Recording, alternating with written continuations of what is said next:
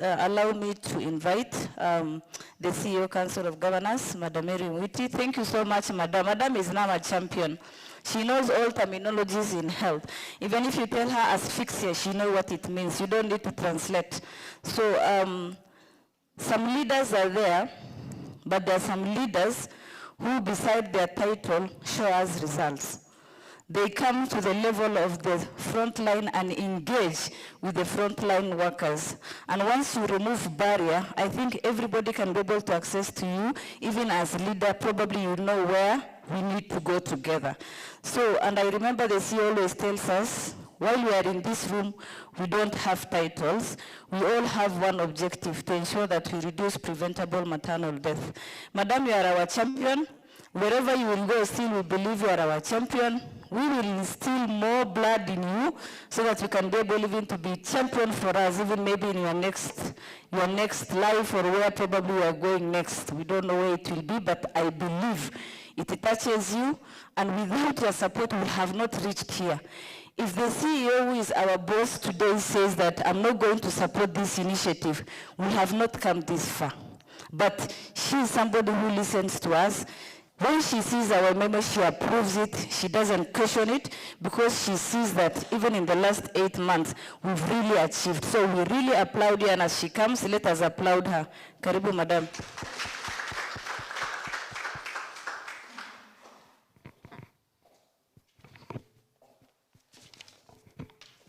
Thank you very much, Katra. Thank you very much, Katra. And allow that I appreciate each one of you for your time to be here. And most sincerely, allow that I appreciate and thank Sam most sincerely for finding time to be in this very critical meeting that is extremely very crucial to all of us, and that advances the agenda that I believe, not only for women, but for each and every person that is in this country. I am so excited every time that I sit before these people, because of the immense, and what can I say, out of this world contribution that they are making in their own small ways to save a life. And if I break it down, many people, where is Meji Maina? Jitokeze hivi because I want to see you. Many a times people may not actually realize the contribution that they make, and they may think that they are small bits and small things. But Terry, the people that are seated here, what to do on a daily basis. I keep on telling people there are two professions that I respect a lot, and I respect each and every profession. Calling. It's not just a profession. It's a calling because you have to dedicate yourself to do it, because at times people do it, without boundaries and the like. I recently saw it, the last 2 months, of a doctor that was extremely very committed to my late mother. He went out of his way to do things that ordinarily an ordinary person, including me, could not do. Paying for tests when I was not available on call. Who is that person that does that? It can only be a person that has a calling to do it. And you people, the champions that are seated here, you started small, but we are here to celebrate the big milestones that you've done. Saving lives is not easy. You can imagine, all of us seated here, we are a product of someone that went to the delivery room to save us when our mothers were giving birth. Supposing there was negligence, supposing we had people that do not have the calling, where would we be? So on a daily basis, if there's anything that you should actually encourage yourself on a daily basis, when you wake up in the morning, please speak to your subconscious mind that you're not doing this as a job. You're doing this as a calling to save humanity. And the challenges that befall you, you will be able to surmount them, because yours, honestly, is not a job. It is a calling. It's a duty of call that every day you endeavor to do what you do. Mary, apparently, I know everyone else apart from you and the Mkamba that has priced us in the room. I've interacted with these people, and I've almost actually become a doctor. The reason as to why I'm very passionate about this conversation, and when we started it 2 years ago, is because I was about to be a victim. I gave birth when I was very young. Not very young anyway. When we were finishing a university, some of us were extremely very expectant. So I just gave birth soon after. And one of the things that happened to me was excessive bleeding. Extremely excessive. And you know, at that young age, no one told you what you're supposed to do. So me, I was covering myself so that this shame is not seen. But one nurse, Lucy, and she's retired, and she still comes to my house. She realized there's something amiss, and I was, I think, turning. And she immediately came, opened everything, and the linen was in a pool of blood, and in fact, it was spilling down. So immediately she picked me because I was very small. I gave birth when I was 46 kgs. So you can imagine I was a featherweight. She carried me, literally. And I think for the second 2 days, I didn't know where I was. But it required actually a doctor like people seated here that saved that life. For 2 days, I had not seen my son, who was a preterm, premature. So I had not seen him. And you know what matters at that point is actually your life. So every time when a conversation about PPH, saving a mother, saving a child, is actually being spoken, I actually identify with it. So every soul that is in me, every blood that is in me, every subconscious that I have to dedicate every effort to ensure that this becomes a success. And I remember 2 years ago, when the conversation started, I stood up and told Katra and Chai, for me, I will do everything within my powers to see this program a success. Because if I was saved, and there's an opportunity for me to do something small, governance, opening doors for people, and ensuring that I champion this because I'm in a position of authority to have a voice that can be reached across the entire country, then I should be able to do it. And guess what? Today, I feel so proud that this has come of age. And that's why now, the naysayers across are really running after it. And I remember I told these people, and Kina Mary Maina, when we were walking in the corridors, I told them this thing will be a big thing. And please, one of the things that I encourage you not to assent to is the stones that will be thrown on the road. Do not stop to listen to those stones or throw back. Just focus on the goal, on the ball, and we'll be able to get there. Where are we now 2 years later? Aren't we talking about successes everywhere? Haven't we told the world what we are? Haven't we actually told the world exactly what we are doing? And I can tell you for the last 2 years, we've attracted partners, people of goodwill, philanthropists, coming to find out how we are doing it. And I keep on telling them, it started over a cup of coffee, and it has actually mushroomed to something that cannot, and I repeat it again, this journey cannot be stopped by anyone. And I wish the national TV is actually listening. There is nobody that can stop this initiative because, one, it has proved test of time that it is doable. Small things, less investments, high impact are what we're actually talking about. Governance structure, accountability, and putting people to account, including to the highest office. Without resources, things are happening. What else should we not be proud about ourselves? And Sam, I want to sincerely thank you. When we sat down a year ago, Mebo, you remember, in my office, we brought this issue before Sam. And he listened very carefully because he's a man of very few words, but he listens deeply. And he kept on asking questions over questions and the like. And he said, then why can't we have a tweak of this support that is coming to COG to have a component of MPDSR? We sat with the health team and we advised ourselves on 4 components that would prescribe under that support. That was just a scratch because we had not internalized exactly what needs to be done. But nevertheless, that funding has gone a long way in ensuring that we open spaces for conversation, open spaces for peer learning, open spaces for sharing, and of course advancing the issues of governance on a table that have actually mushroomed to what we are today. So allow that I thank you most sincerely for becoming the first champion to listen to us and allowing that in that component of Gates COG support that we embed MPDSR activities around it.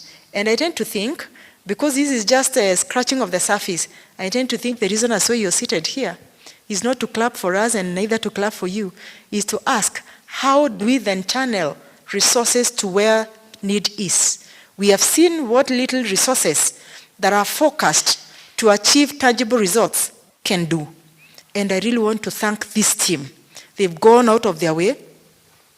They've used their resources. They've used their man hours outside of what ordinarily would be prescribed for an employee just to dedicate time for this thing.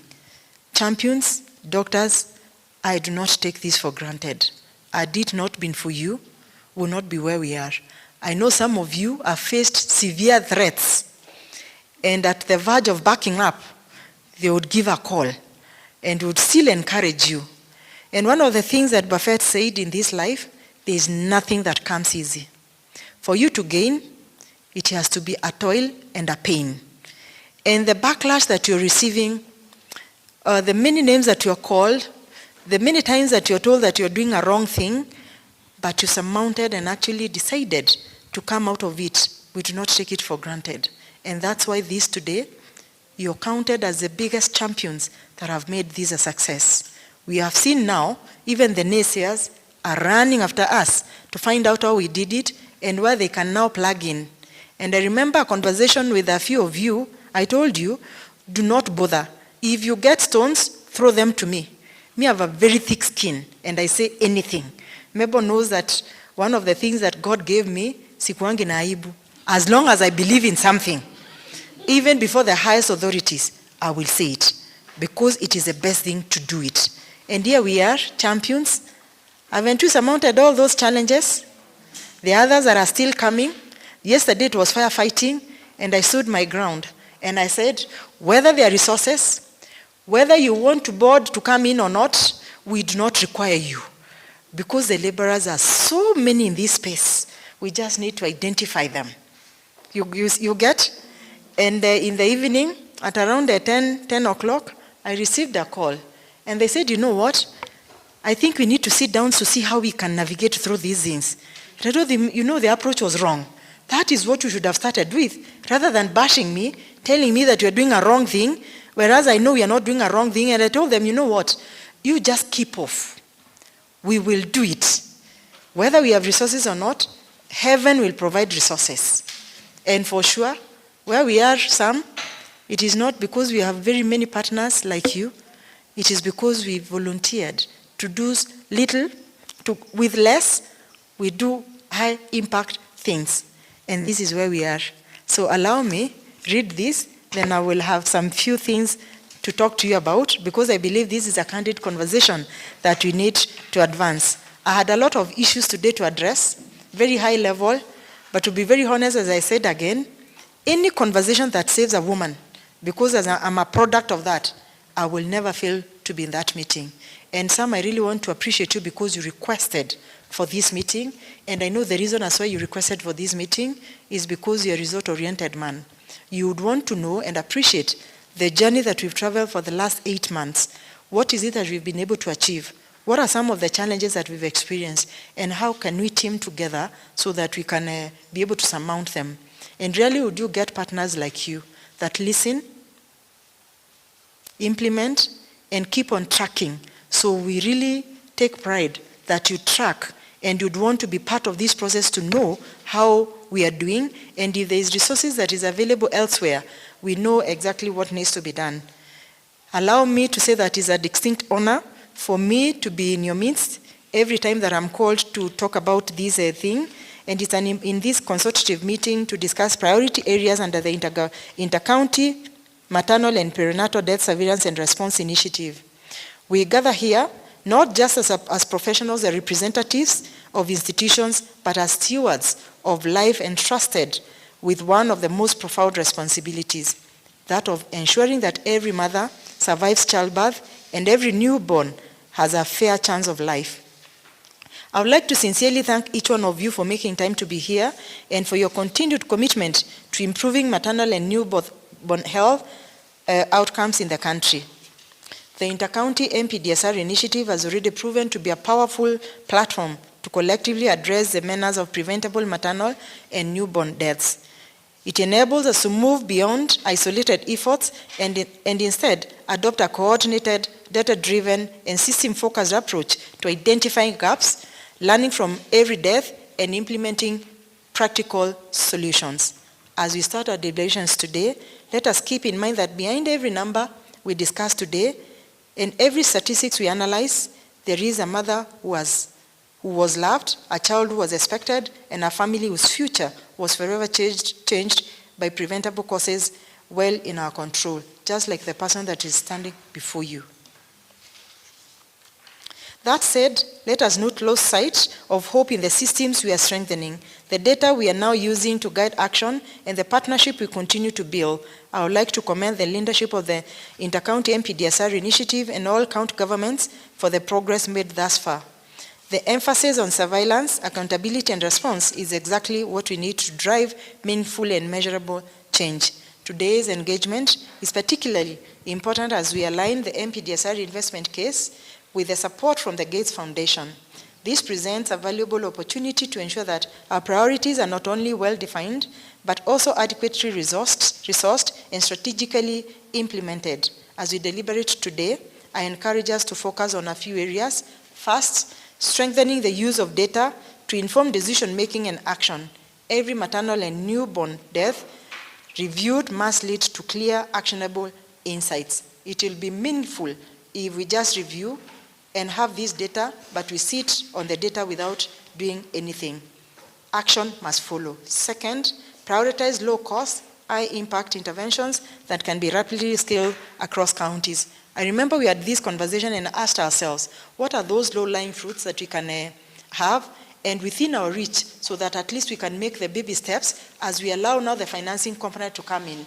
And one of the things that we realized was a low-lying fruit was to ensure that we activate the MPDSR committees in each and every county so that now actions and solutions are forwarded to the highest office for purposes of implementation. I want to confirm this has actually bared some fruit. Not some, a lot of fruits. Most of the governors have become champions of this, and they've onboarded themselves in ensuring that anything that is governance that is within their reach is actually achieved. Third, enhancing coordination across counties and with national and development partners to ensure efficiency and sustainability.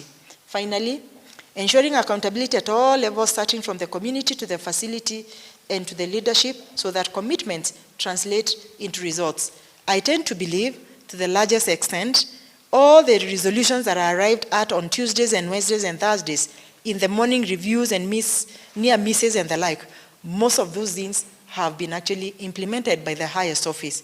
Yesterday I was talking to one of the governors, and he was telling me, one of the things that I need is a call center that is vibrant across all the counties, so that just in case there's a near miss in the farthest, the far-flung areas, then the referral hospital can get to understand.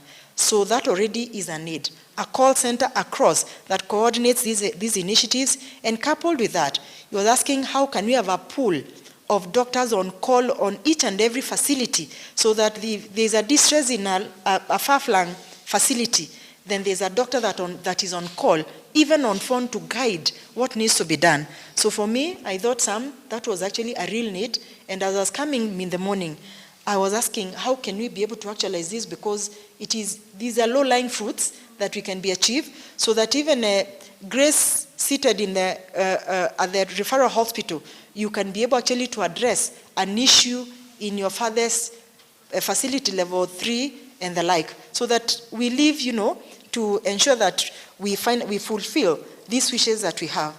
The Council of Governors stands firmly with you in this journey. We remain committed to supporting counties in strengthening health systems and ensuring that the promise of safe motherhood and newborn survival becomes a reality for every Kenyan and family. Our wish that in the next 10 years, we would actually reduce these numbers. I would be the happiest person in this world, so that every mother is given a chance to thrive and every child is given a chance to live.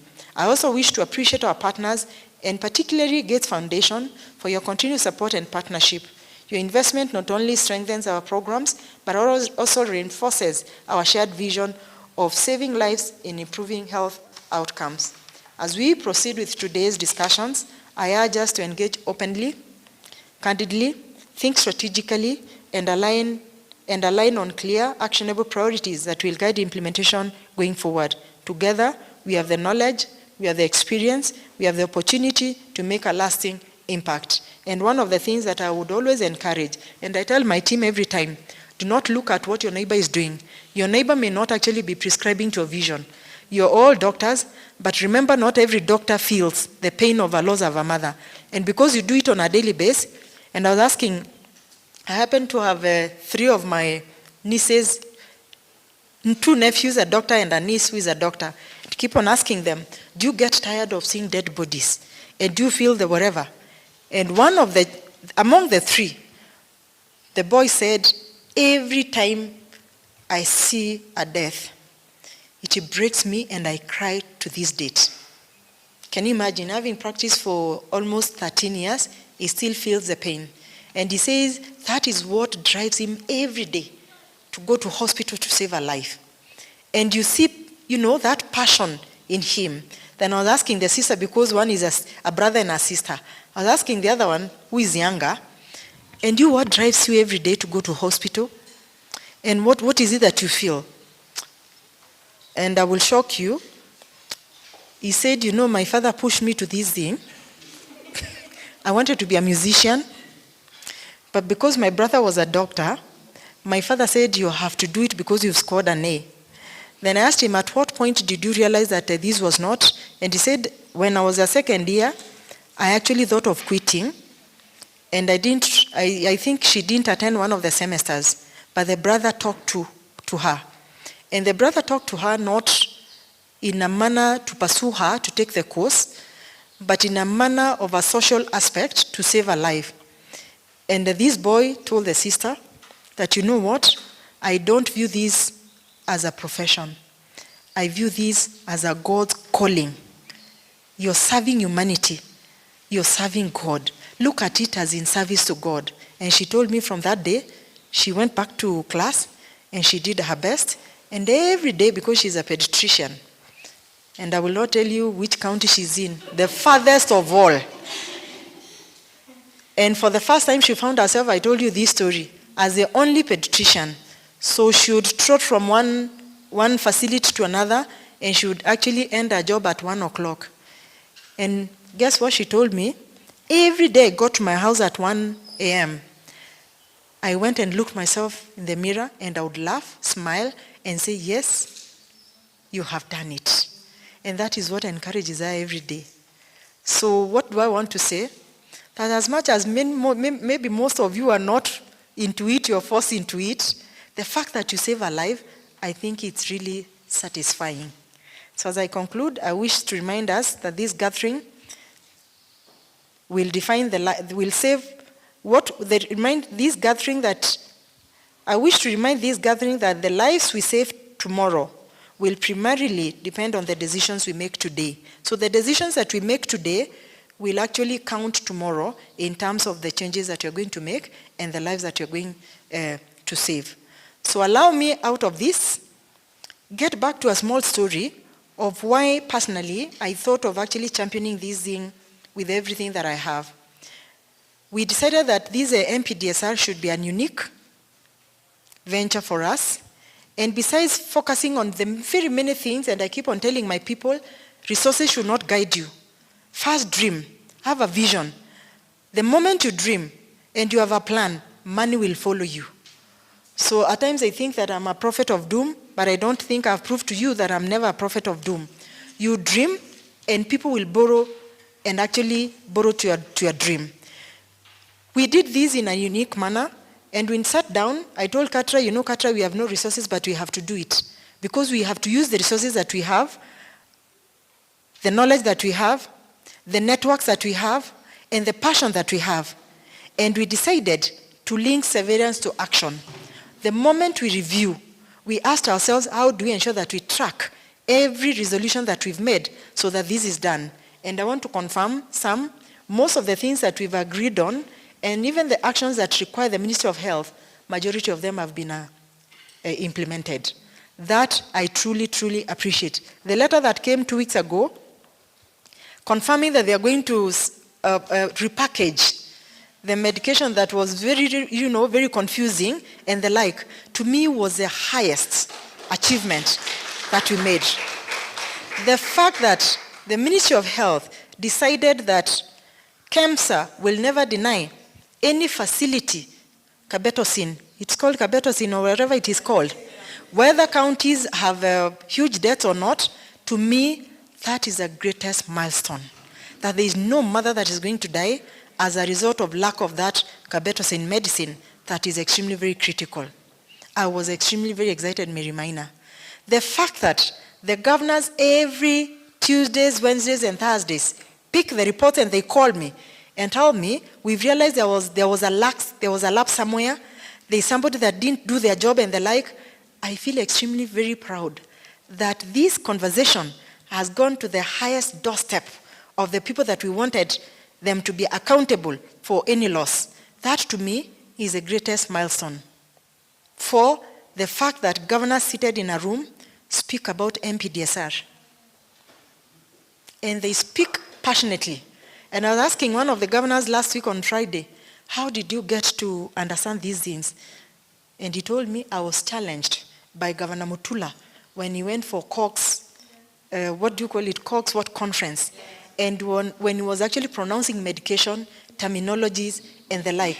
And when he charged us that the moment that the governors take charge of MPDSR and ensuring that they provide whatever that is required at that count level is when he woke up and he was telling me that 6 o'clock, I had actually a virtual meeting with my team. And from that day, he has never missed the 7 o'clock analysis. Isn't that a success? The fact that the team seated here have never dwindled their spirit amidst all the challenges, for me, it's a big success. And lastly, when we agreed that we're going to track every resolution that we come up with, and we ensure that it is fully implemented, for me, that is it. A far-flung facility, a chief officer who was my friend, we went to school with, called me a month ago. The ambulance had no fuel, and they were not able to get the CC for finance, neither were they able to get the governor. And he called me and told me, I am completely devastated, I am low, what can you do? I asked him, how much is it required for that ambulance to move? And he told me, we just require 24,000. I sent him the 24,000. Immediately, the governor called me and asked me, Mary, what is it? Nikamwambia, it's a distress call that your ambulance has no fuel, and we need to take a mother, sasa I have to say it, to the nearest hospital, Isiolo Hospital or to Meru Hospital. Immediately, he gave an impress of 500,000 for all the ambulances in the facility. What would you term success to be? Isn't that success? Supposing all of us seated in this room agreed not to do anything and said we just continue with the complacency that was, where would we be? But because you embraced this, I really want to appreciate you most sincerely. Lastly, I want to appreciate Gates Foundation for seeing it worth to partner with us in this, and I believe this is just a success. We went ahead and documented an investment case. This is for us a pitching document that for us we are not interested in anything else but to put resources where need is. And I tend to believe COG has proved that every partner that has come to us and agreed on specific things that we need to do, allocated resources for that, 100% we have achieved that. For the last 2 years, I just want to say this, we have had actually unqualified report, both the mainstream and both for the development partners. There is not a single resource that has been allocated at the Council of Governors that has gone for the purposes for which it was not intended. If you want to ground truth this, go to the website of Auditor General. We have unqualified reports for the last 2 years, meaning every resource that has been given has gone for the purpose for which it was intended. And I tend to believe this is one of the things that has built actually even the confidence of the partners to partner with us, because what we agree, we tick with a tooth comb. And at the end of it, we evaluate and they see value in what we do. So I want to thank you most sincerely for that. And I believe this is a journey now to the next step to see how we can be able to actualize this. Lastly, in my term that is remaining not more than 3 years, if we were able to ensure that we link every facility, real data set from each and every facility to our dashboard, to our website, that would be my greatest achievement. So that as we even move now into data-driven decision making, then we are getting real data, skills data from the facilities, all the facilities, and our dashboard will be alive with real information, so that we know the farthest Kaplong hospital. There's a mother, we lost a mother today because of ABCD. At a touch of a button, we are able to see it. I think that will be my culmination of my journey at the Council of Governors. And I know this man seated here, he will make it possible, so that we have real data from all the facilities in as far as MPDSR is concerned. We have gone ahead in terms of documentation so that we don't lose sight on this journey that we started. And if you look at our website, 10 million people actually go to check all those MPDSR activities and initiatives because they are thriving, they are thrilling. You feel good to review them. Personally, when I'm very tired, I actually, can you imagine, I go back to review those best practices because I feel good, So Sam, I know I've bombarded you with a lot of things, but to whom much is given, much is expected. Much has been given to you, and God has given you the agility and the peace to be able to internalize most of these things. I am saying this so that even as you go out and meet other partners, then you become our advocate, that there's a real need that needs to be done, and I can channel you to these people so that you can give them resources where results will be achieved. Lastly, and very last, we have experienced a lot of backlash again from quarters that I don't want to mention. And my mother told me, Mabel, you know that I will always speak about my mother. Today is 29 days after her passing. And my mother in her entire life, she called me every day, apart from the 29 days that she's rested. She told me, when you're on a good course, and a cause that is to save humanity, many people will fight you. People will put roadblocks on the road so that you do not achieve that which God has intended for you. But on a daily basis, if you can be able to put a smile to a less fortunate person, please do it and fight alone. So the fights have started again. In terms, you're not supposed to be doing this, you're not supposed to be doing this. But in your own spaces, read the Constitution, read the County Government Act, Schedule 4. Health is a fully devolved function. We do not require authority from any quarter to advance any initiative. Partners have been threatened over and over because of the successes that you're realizing. I call upon the partners. If your money has achieved the purpose for which it was intended, know that those are just, what do we call them? I don't want to use that word. They are just people that come just to place roadblocks for purposes of, I do not know what they would want to derive.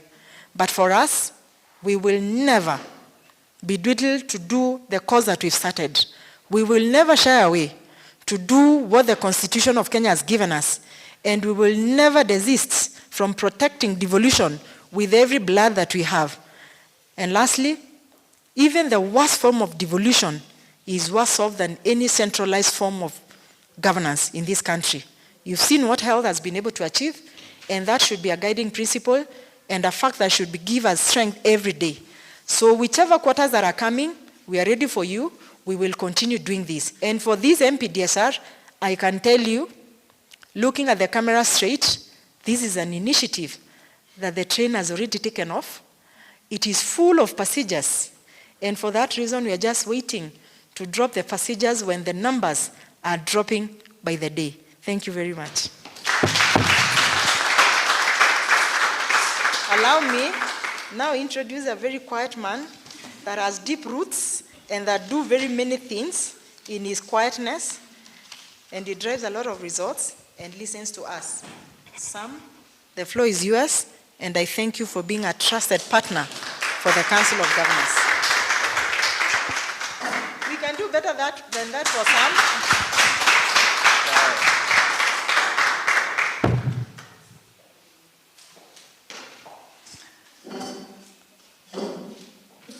You know,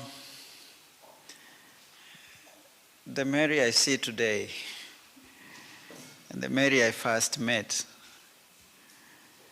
you could see what has happened within that space. A powerful advocate indeed for a very, very, very important cause in life. And I just want to start from where Mary left, of what she wants to see at the end of her tenure. And I think that speaks to all of us, that you can be doing very many things, very many, because you wear different hats and different. But what is this one thing that at the end of the day, you will look back and be very happy, despite any challenges that you might have undergone? I think that's a question for all of us. What is this? Because you can do so many things, you really get scattered up, but you can't hone on one thing amidst the many demands. What is this thing that you really want to see? And therefore, as a CEO of COG, who handles so many things across many areas, the fact that you can say, yes, on this one, I want to see it happen. Doesn't mean that the other things will not be supported, but on this one, I want to see it happen. I think that's a challenge for all of us.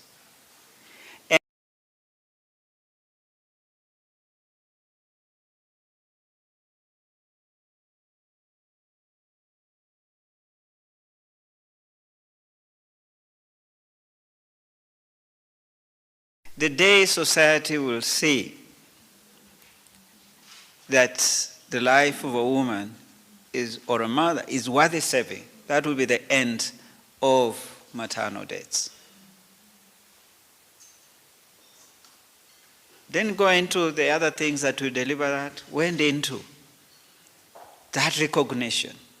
Because once you recognize that, then you'll do anything in your power. And if you are limited, you see who else can come to support the limitation, to complement, until that's done. And standing here, I feel that's what all of you here recognized. You might not have had all that's needed to do what professionally you knew that needs to be done. But you recognized that and started doing something. And now we have the government, the COG, basically putting that now, institutionalizing that effort into a system.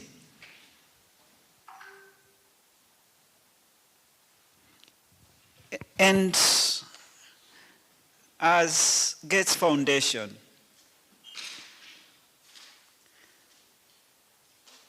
why these initiatives are very important is because in any country you go, when you talk about moms and babies, it resonates very differently from when you talk another issue. Any country you go and you're talking about babies, it doesn't matter which country it is. It doesn't matter which society it is. When you talk about babies, and when you talk about moms, a mother,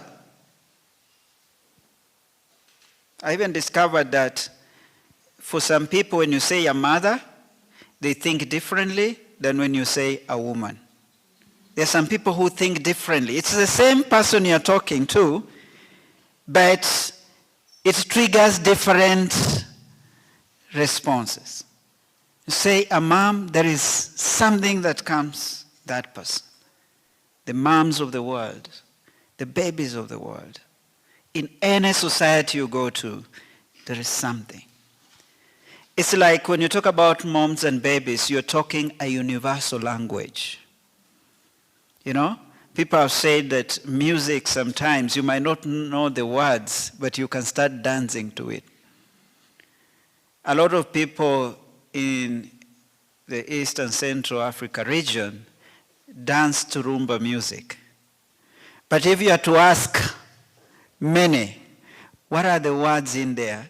The person sometimes might not tell, but loves the music. So, moms and babies, it's a universal language. But we've had these continuous challenges, especially when it comes to our continent, Africa. That when we look at the indicators in Africa, there's a lot to be done. Our leaders made commitments. If you go to almost every country in Africa, the target they have for 2030 is almost the same. For maternal deaths, for under 5, for the newborns. But in terms of getting there, we are at different phases, different stages in the continent. Why am I talking about the continent and we are here in Kenya?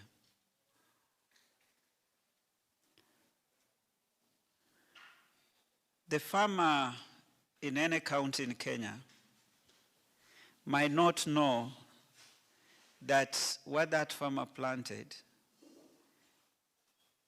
that food or that coffee, maybe it's even blending another coffee in another part of the world, is on dinner tables of another world, that farmer might not know. But whatever that farmer did is making somebody says, I love this coffee elsewhere. No wonder even some companies and regulators in terms of, they want to monitor things up to the farm that something came from, a certain food or plant, or even a certain paper. I was in a certain printing house and they told me, you can pay expensively if you want a paper that you'll know which tree it came from and in which farm in the world.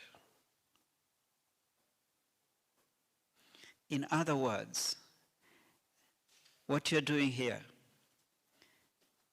might cease to be a story of Kenya, might be a story of Africa. And that's why I'm giving that broader view. What started of a story of one county to becoming a story of more counties. And therefore, looking at that, with what's happening in the region, you can see the cross-learning. So when, as Gates Foundation, because we want to partner with governments in Africa to see that we actually end preventable maternal and newborn deaths, the deaths of our moms and babies, or mothers. And it's very instrumental that even the ambition was set very high by our chair, Bill Gates, and used the word end. End is not used in many, many things. But the word end was used there. How nice it will be that our situation can be comparable to the best in the world. If we can reach there, that our situation can be compared to the best of the world. The other day, a Kenyan broke a wonderful record, running under 2 hours. And another Kenyan had already started that earlier.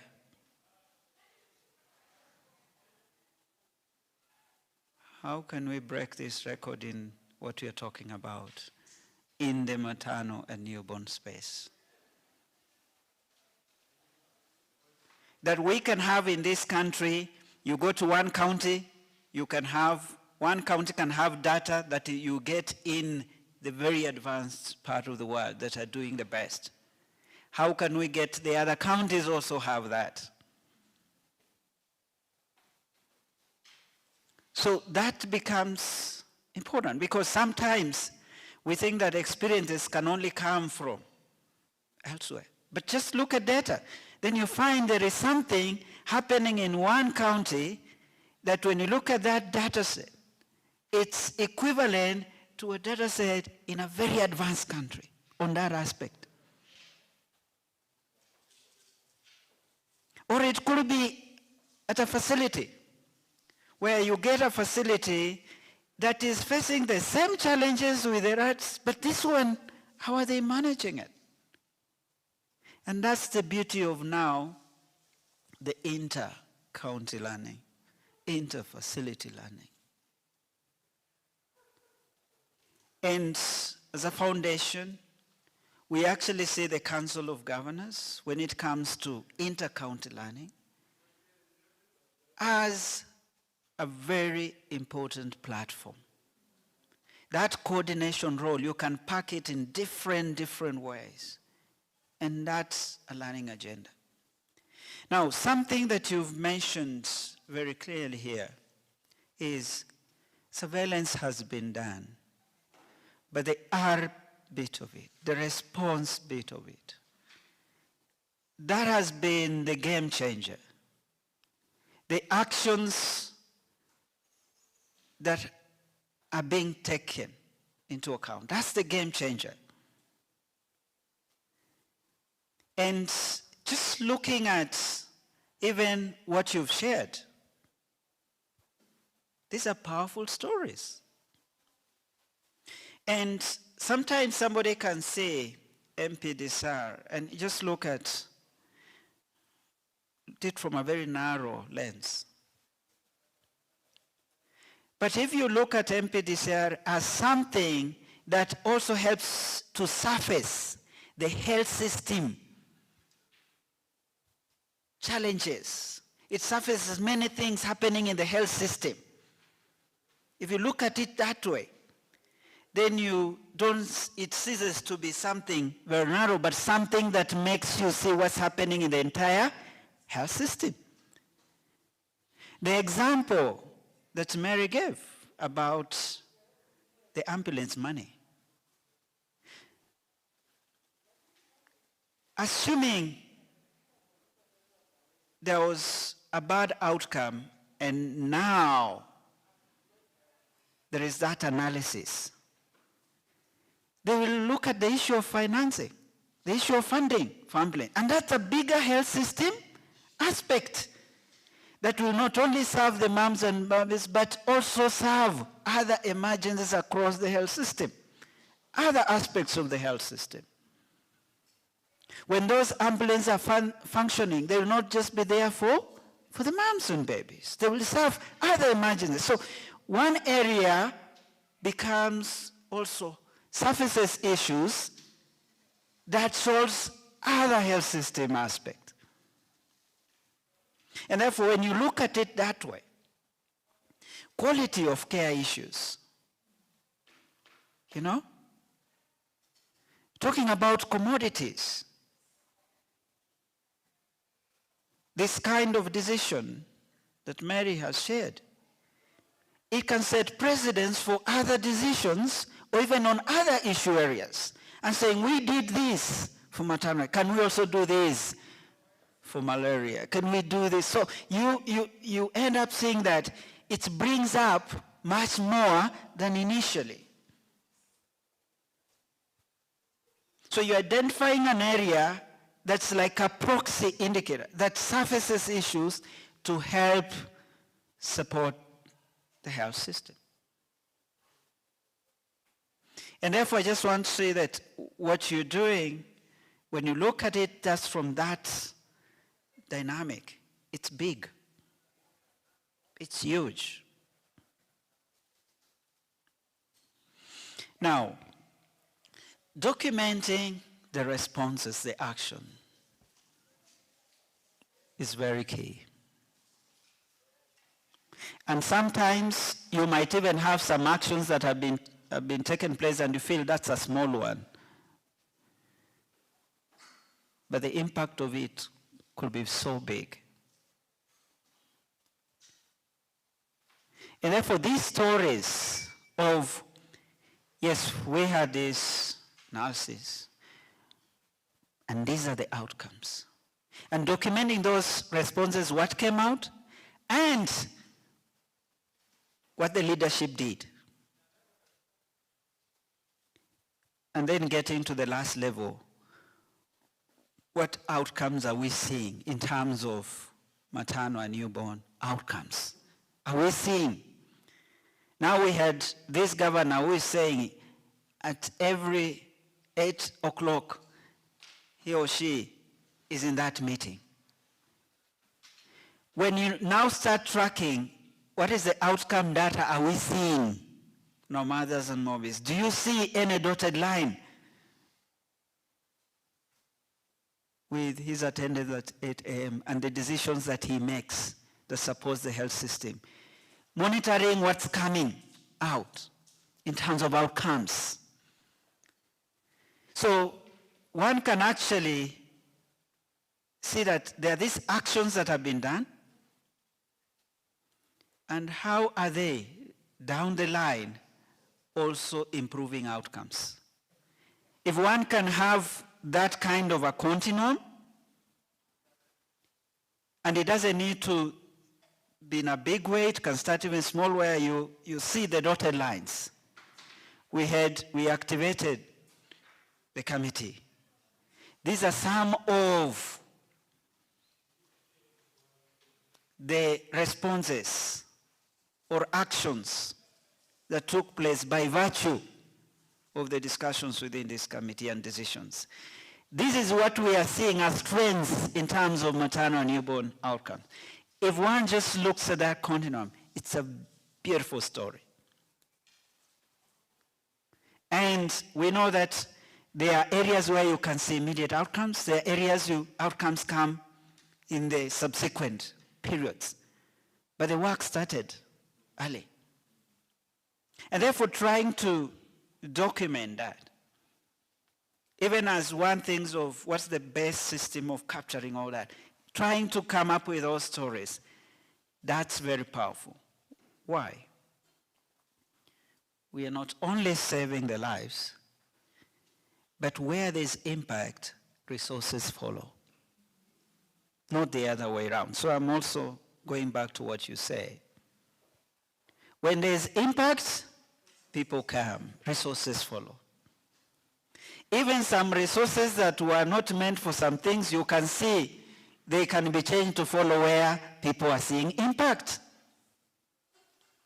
And therefore my advice to our partners we work closely is focus on impact.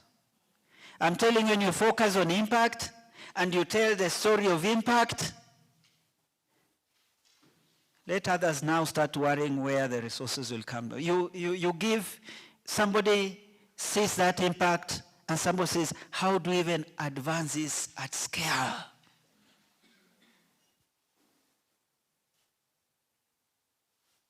When that person is looking at that impact, says, how can we have it in the entire country?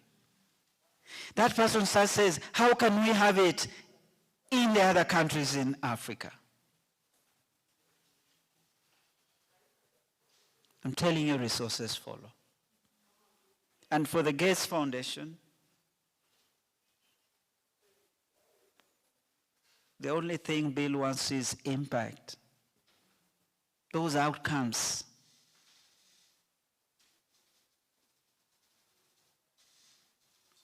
And everything else will follow. Everything else will follow. I'm more than happy to even convene, working together with Mary and her team, to have a time where I can facilitate a meeting where our foundation leadership can come at the COG and have a very focused time, not on many things, just on one thing, and hear the story of impact in a very powerful, documented way. Because I've said this might end up not to be a story of Kenya alone, be a story of Africa. And therefore, that's something we can discuss and see how times align. But that continuum that I've talked about, the interventions, the responses, and the kind of impact, even if it's early impact that we are seeing. That's a very powerful story. And how this can be taken at scale. Because we've also had successes, but there are pockets of success. And therefore, with these learnings, how do we scale up these efforts? These are powerful. And you, as your role as champions, when, for example, Mary sent the 24,000, I don't think she was sending as the CEO of the Council of Governors. I think she was saying as a champion, focusing on that mother there. When you're in the health facilities and you get on that phone call and talk to your fellow colleagues, can you help out here? Can you do that? Sometimes even you're using your resources. You might not be doing that because I'm this and this person of this hostel, but because you're a champion for this, for a particular cause. But that move can spark a bigger story. Like now, this kind of story. The 24,000 became 500,000. And maybe in the subsequent year, when budgets are being cut and the chief officer presents them, that one we can't. We can't cut that one. You see? Now, these are things. And that's why when I say, if you look at MPDSR from a system perspective, it's also another story. A whole different story. And as many of you know, many countries are really prioritizing primary healthcare. And it has been said that maternal and newborn outcomes are a proxy indicators of a functioning primary healthcare system. Because these are the major clans. And the outcomes of the major clans tells you whether you have a functional system or not. And that's why when I look at MCR, if you look at it as surfacing issues, systemic issues, that will also have multiplier effect on the entire primary healthcare system, It's a different narrative. And therefore, it brings a different dimension. Because when your major client is not having good outcomes, then whenever you say, even we've done this, somebody looks at the outcome and say, no. It's like when we look at our utilization data around many things. We sometimes do very well in terms of our utilization data. But when people look at our outcomes data, sometimes there is a disconnect. And that brings people to ask themselves, why? And no wonder the professionals, government at both levels, are looking at, is there something to do with quality of care? Because if the mother is coming, is there something to do with quality of care? Because the data is saying the mother is coming, so utilization is up here. But the outcome is down here. So what's happening in between? It's bringing conversations. And things like MPDSR really get us to dive into that, as you well know. So this is something that just looking at it, we talked about his stable capotism in your story. We have all these other medicines that are very critical, that counties might be lacking. How can we have the same? If you're talking about prevention of PPH, what you need in that bundle, how can we have it there? If we look at even the simple tool that a local manufacturer in Kenya started developing, the calibrated drip, that is so critical, that those places where that's happening, whether it's Makueni, like mentioned here, and others, they are seeing results. We have national government that is committed to local manufacturing. But that local manufacturer can say, oh, maybe we're having these challenges to do with the tax on this product and this product.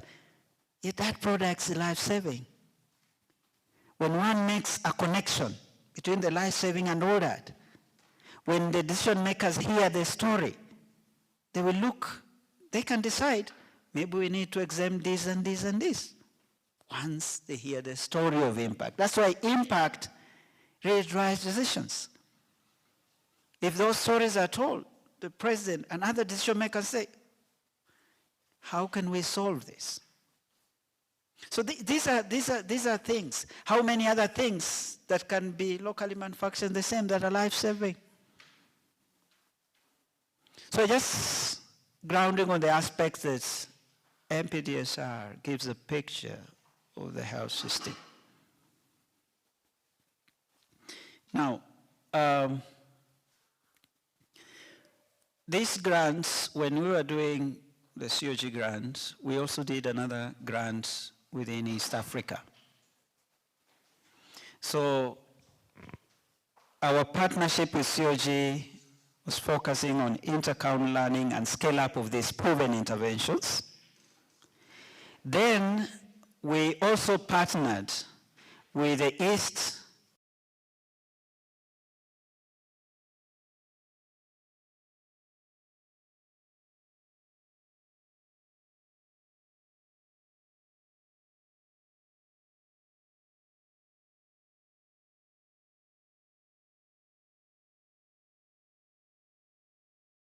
in the sub-national level, and the other one is across countries. So if, say, Kenya wants to learn something from Namibia, or Namibia wants to learn something from Kenya, or Zambia wants to learn something from one, that resource there is now for that.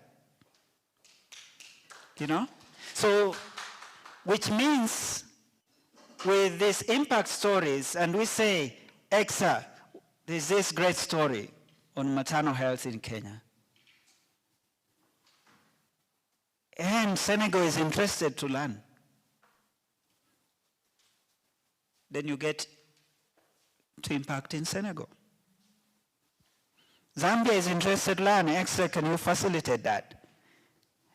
And one reason we partnered with EXA. This is a government body, an intergovernmental body, because it's set up by governments in the region. White Panel Council of Governments is a body set up by county governments. And therefore, it is government to government.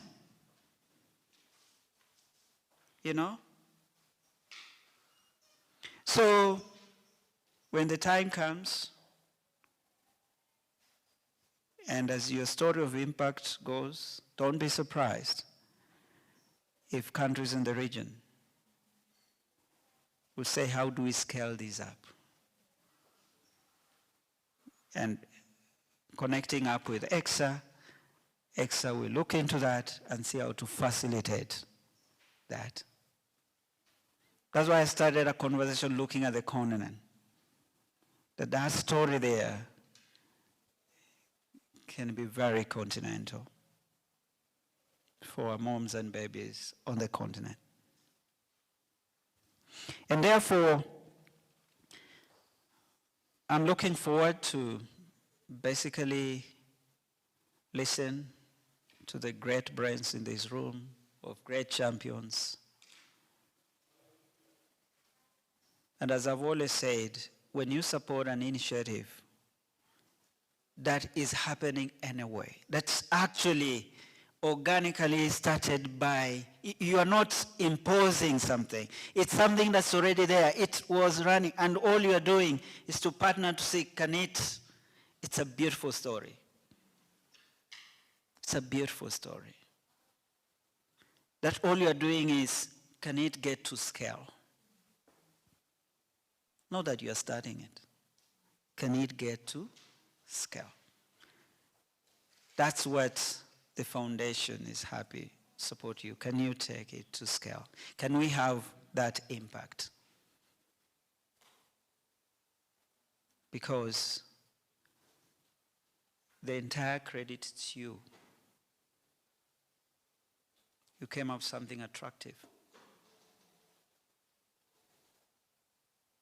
And the beauty of the foundation is that sometimes foundation can partner on something that even sometimes has yet to be proved, and can risk and say, can we do and see, if it turns out well, humanity will benefit.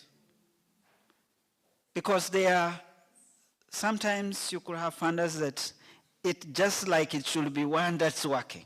And that's why our funding sometimes is seen sometimes as catalytic. What is this that can do something if it's an innovation? Can we support this innovation? If it works out, then there will be many players that will come into that space and get and support there. That's why we funded the research, partnering with the University of Nairobi around PPH. Now we are looking at basically also looking at heat-stable capital. We're also looking at now preeclampsia as another major aspect, research into that treatment, utilizing the local institution in this country and in other countries. If it works out, Professor Qureshi will tell you they had a very low target when they were starting the research, then they ended up finding 60%. She's told that story to many of you, and some of you have worked with her. So these are things that sometimes there might not be more players to restart, to put into those kinds of things. But if we can do that and it works, the better. If we can support you here to be able to scale this thing nationwide, to be able to impact in other countries in the region, why not?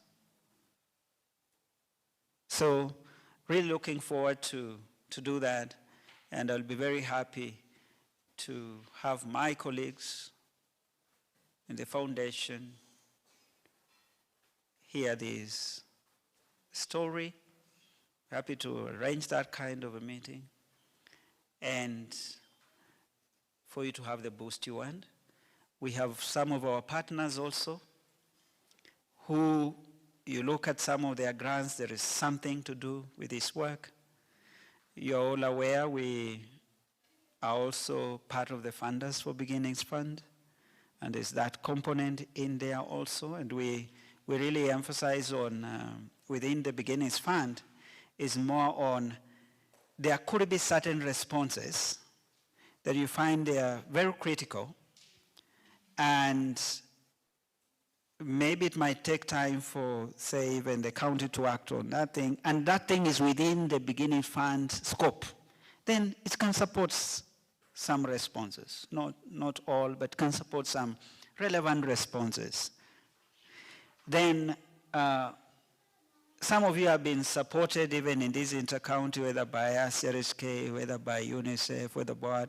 Sometimes you might not know that the same money is Gates Foundation.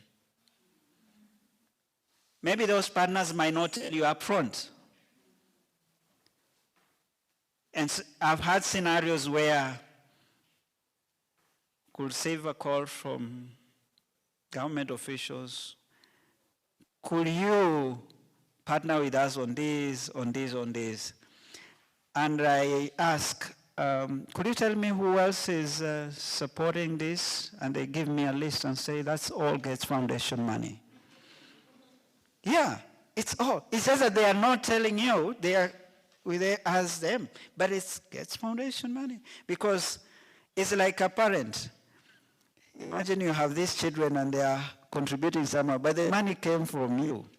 But each child says, yeah, this is my contribution, and doesn't say I got it from Mary, and then says, but where Mary sits, when they are giving it, Mary is happy to see them giving that, but where she sees it's the same money. But each child is very happy, has contributed. So it's a partnership. And that's why we know that sometimes there's that fragmentation. And as we move by, we would like to even see how the partners can work very closely with COG, MOH, because it makes the money go a longer way in terms of optimal utilization. So I just want to end that very long, and listen to what you have, and let's co-create together towards that impact. I think we shall all be very happy, to see how all this ends. Thank you so much.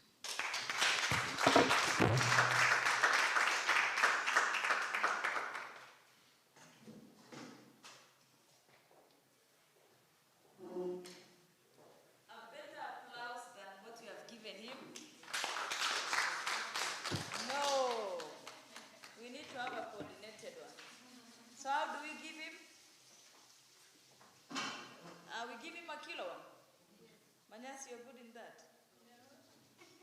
The 5,400 and Suji what Amenge can lead us. The 2,500 and I don't know what, like we start like this. And then tap like that. Tuko pamoja. So we start.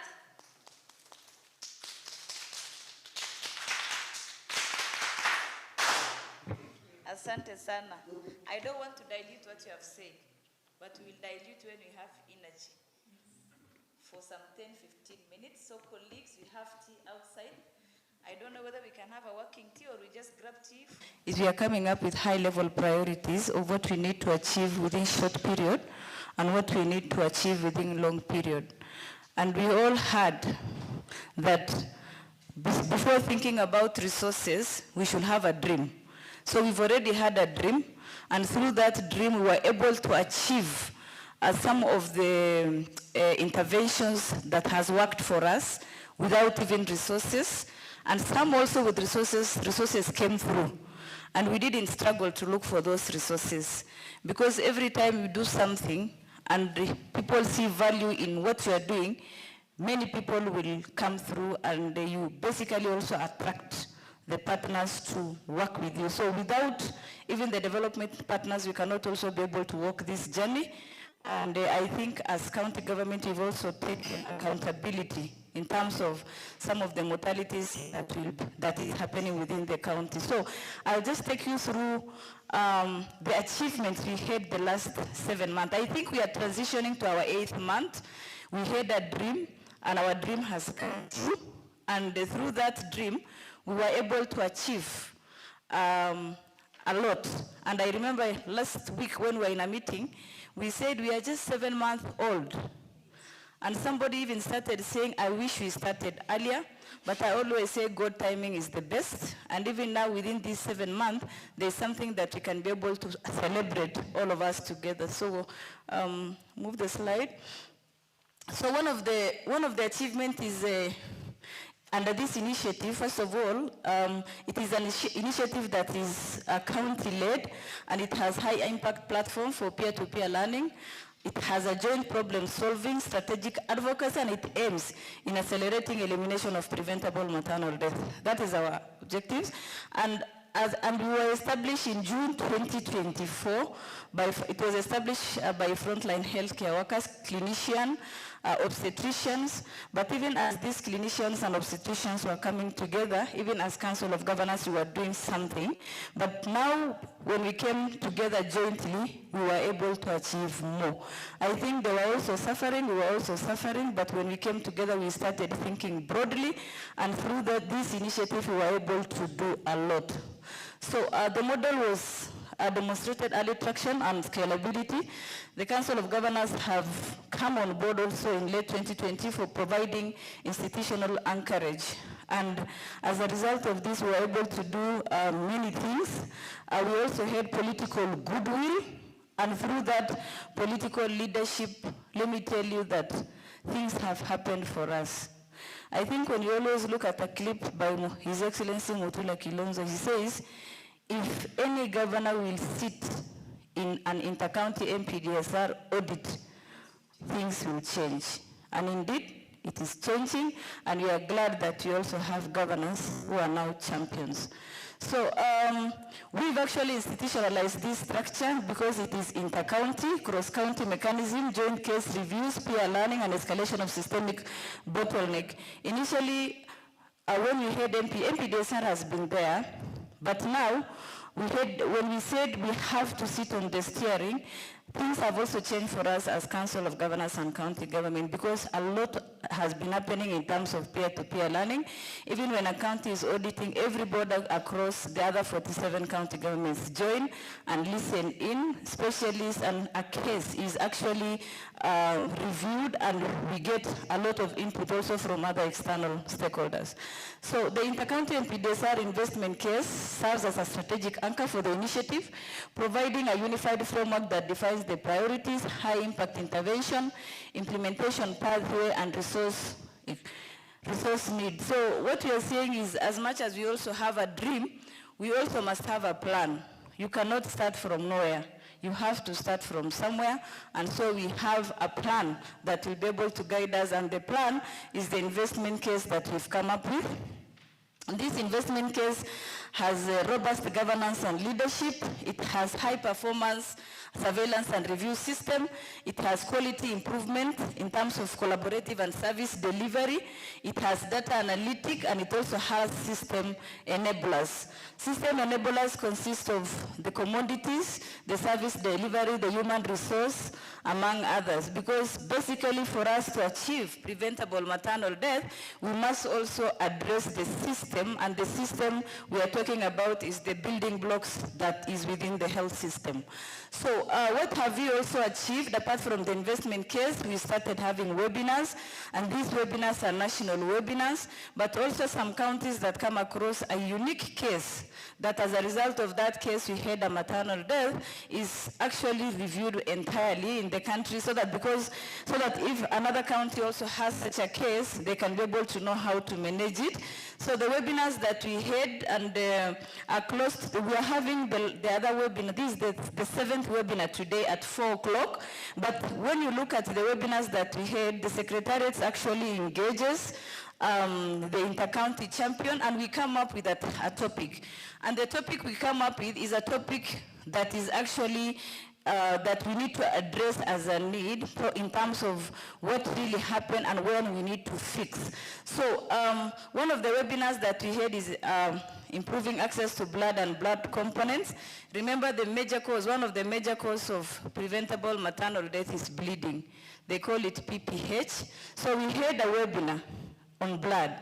And we said, how can we be able to work together in collaboration with the national government to address this particular gap? And we were joined by even high-level people at Kenya National Blood Transfusion, and it was a very good webinar.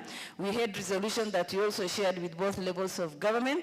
We had another one on frontline realities, saving mothers and newborns in hard-to-reach areas. Counties are at different stages. There are counties that are doing so well, but there are counties, beside wanting to do so well, they have unique problem that is not equivalent to the other counties. And this webinar was one of our best webinars. We had two governors, a governor from Mandera and a governor from Baringo County, and they sat through and heard it. It is a webinar where we were told even how a patient was referred from another country, bleeding, coming to Kenya to seek services. So in this webinar, remember, like, we also have these particular counties. For example, Mandera is boundary Somalia, so most of their patients actually cross over to this other side. So like we said, as much as a country we don't have boundaries, patients don't have boundaries, or they don't belong to any counties, we also have international patients who cross over to seek services.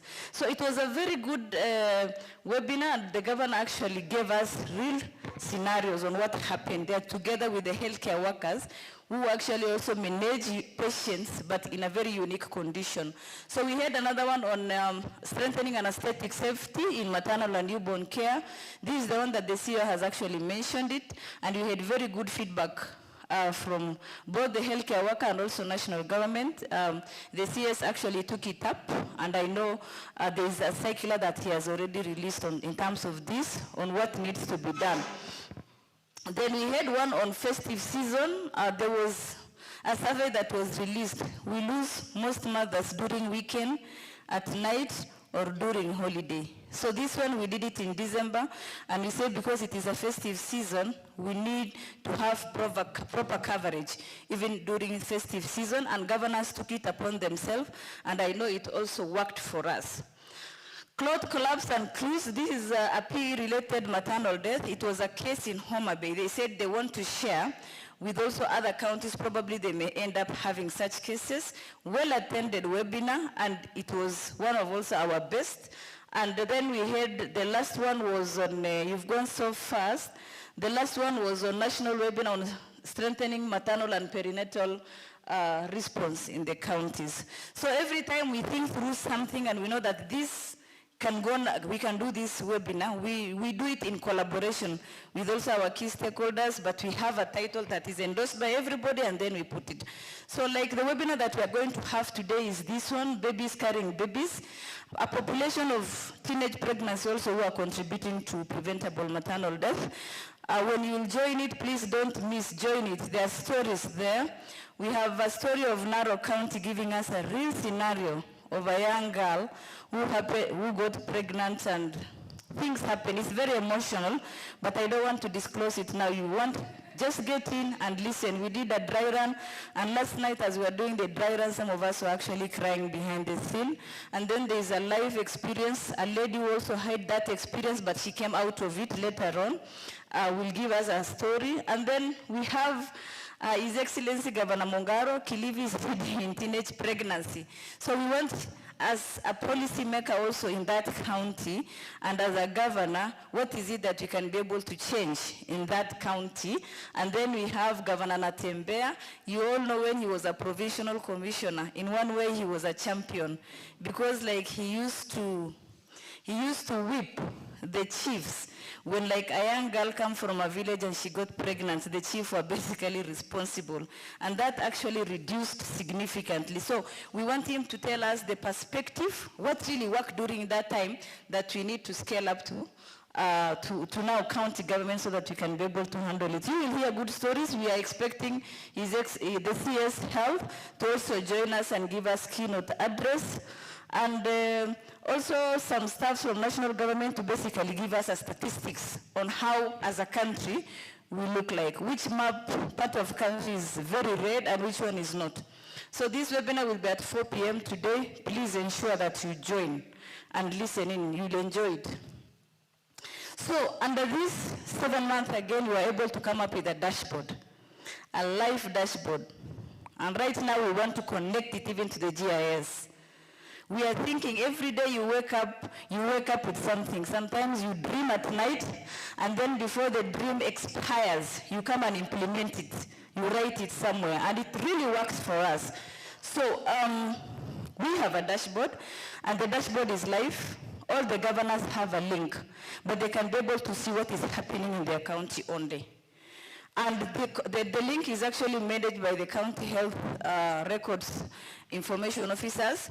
And what we told them is to make it very live. Everything that happened within maternal health space, they can be able to upload it. They don't need to wait for the monthly report from KHIS because they're the ones who are still uploading those data into the KHIS. What other thing can they be able to upload so that a governor should not be seeing what he has seen yesterday?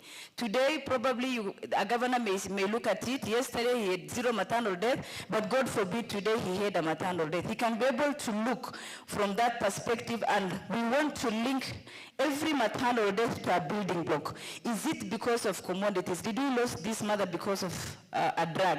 Did we lose this mother because of human resource gap? Did we lose this mother because of negligence? So it will be a real-time dashboard, and we launched it in November last year, and we are basically improving on it. Every night when we dream on what we need to put, we convene the CHRIOs. And yesterday we had also a very good meeting with CHRIOs. We are thinking of, because we have a GIS at COG for all the sectors, we want to upload a lot of information so that we can interlink it with our dashboard. So it is a real dashboard. We keep on reviewing and seeing what we need to add. One of the things that we discussed is, we were thinking through, I don't know if it is possible, but we said it may be possible, is like even like the referral hospitals that we are having in Nairobi. How many patients are referred from Kiambu, for example, to KNH? How many patients are referred from KUTRH to, from KUTRH to maybe another county? So the inter-county referrals, so that we can be able to monitor. For example, an obstetrician in one national referral hospital can be able to see that we were able to receive this number of patients from Garissa, we were able to receive this number, so that we know what is the main cause of this referral. Can we be able to do some intervention so that we reduce referral? We are thinking about that. If it can work, I think we can be able to engage also the national referral hospitals so that we can have it. So under that dashboard, you can be able to see it's all the 47 county governments. So and for one county, you will go up to the ward level. So you will see in the dashboard, this ward, for example, this lowest facility. Let us have an example. Maybe Muranga, one facility. So Murinyanjes, Muriranjas. So when you go to Muranga County, you can go to Muriranjes and see probably how many mothers are referred from there to county referral hospital. Or did you had a mortality in that facility the last 1 month? And what really happened? Was it audited? So the governor can be able even to engage with the healthcare workers, but we are saying the specialists also should take the driver's seat in actually having that as a departmental engagement and seeing how they are performing in terms of that dashboard. We say you can also access the link so that you can also make a decision under that. So next. The other thing we were very comfortable and we can be able to share is we've had a lot of engagement with the inter-county team. We don't want to decide when we are seated in Nairobi. The people who can be able to give us solutions and the people who can be able to tell us and identify a problem is the frontline healthcare workers. For us, it is easier to access the governors and explain to them. For them, it's not. So under this, under these 7 months, we were able to remove that barrier of engaging a governor engaging a frontline healthcare worker or a frontline healthcare worker engaging a governor. So like we have given them that platform, and by now, some of the governors even know the inter-county champions by name. And when even we walk into a meeting, for example, of health committee, we are asked, but in this resolution or in this communique, MPDSR has not been captured. There is nothing about MPDSR. So like we've actually instilled passion even with the governors, and we want this to continue because one day we'll be able to record a story. The COG has also, I said this one, we've convened, and I think in the last 7 months we've met. These people are very busy, the frontline healthcare workers, but they have sacrificed their time to come and talk to us. And we told them we are not going to be tired because you also came to us. We ran together. This race must actually bear a child. So we must run together. So sometimes we convene a meeting. They told us the only time we can be able to meet is at 7 p.m. So you find us in meeting from 7 p.m. to 9 p.m. discussing something. Sometimes the people who told you convene are in theater. You call them because they were supposed to report on something, and somebody picks and says she's in pra-op.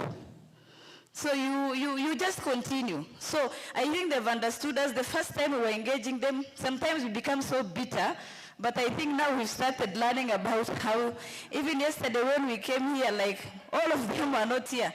Some of them started doing their ward rounds, and they found us now in the middle of the discussion. But that will not stop us from engaging. We will engage because we have something to achieve together. So even if they tell us we are available at midnight, for us we are available.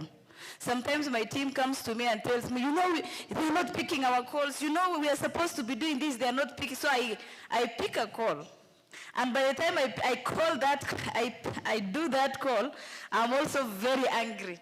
But when they explain themselves, I cool down. That is how we are working, and I think they are used to us because at the end of the day, it has nothing to do with personal, it is just work. So these are some of the photos that we have. We engaged 47 county government champions, and together with the caucus leadership, we want the caucus also to hear what these people are telling us. And this is one of the forums. A lot of things came out of this. And there is something that we've already documented as high level, and the CEO is ready to table it with the governors, especially the issue of mass resignation, the issue of job groups. One of the things that came out is like a specialist will go for, a doctor will go for postgraduate training. When going for that postgraduate training, he's probably in job group P. Then he stagnates in that job group P, and he's a specialist. So that is a big challenge, and you find people basically resigning, mass resignation. But I know the CEO has mentioned something about that. We can be able to escalate it to the high level and see how we can be able to harmonize. Then technical support to high burden counties. One of our priorities this year is to visit the counties that are giving us high burden maternal mortality. We have a schedule.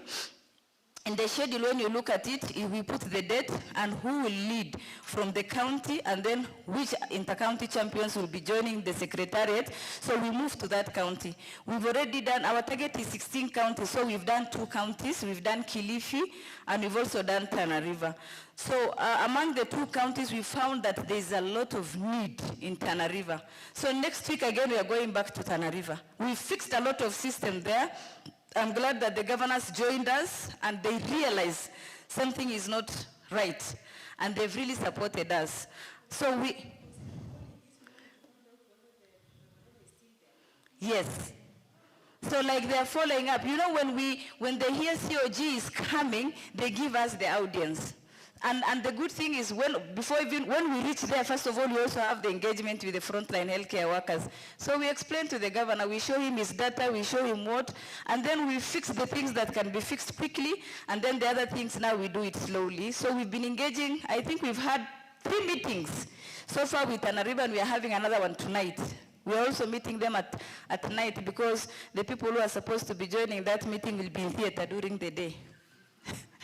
So what we are going to do is we are going to have now the real peer-to-peer learning.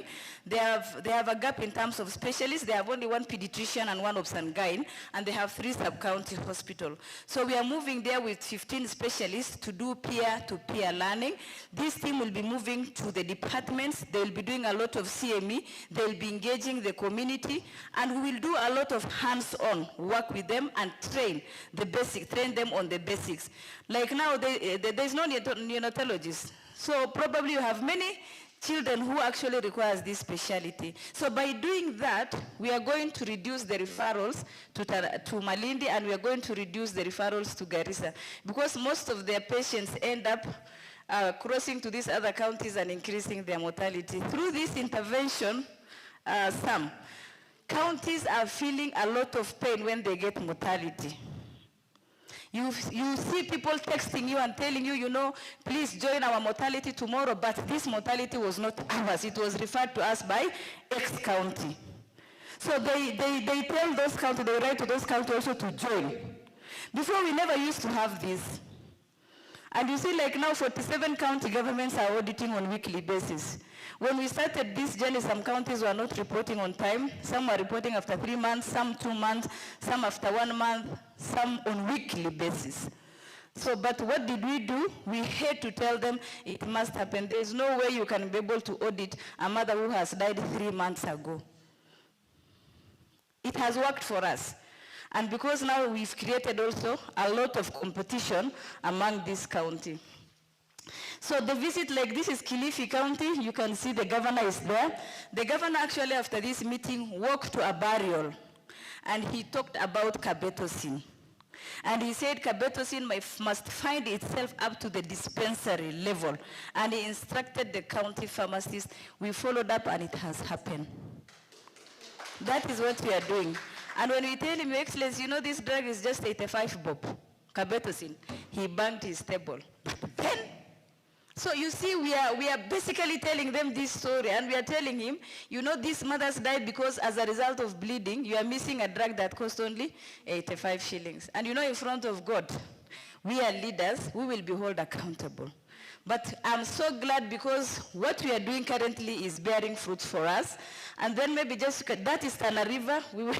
We met with the CEC. At a point, we forgot ourselves that we are external visitors. We took over the meeting. Yeah, we took over from even the CEC. Like we are instructing the CEC, but no, the CEC, you know, this cannot happen. And then we had to, but we said we are doing it for the sake of our patients. Because as we also do that, we are helping them to also reduce some of the biases. Challenges across counties, I think you can be able to see that. Persistent shortage, maldistribution, and attrition of skilled personnel, particularly specialists, resulting to unsafe staffing ratio. I just gave you an example of Tana River, and I'm glad that even WHO has come on board. They said they can be able to support Tana River and Samburu. We have delayed recruitment and replacement.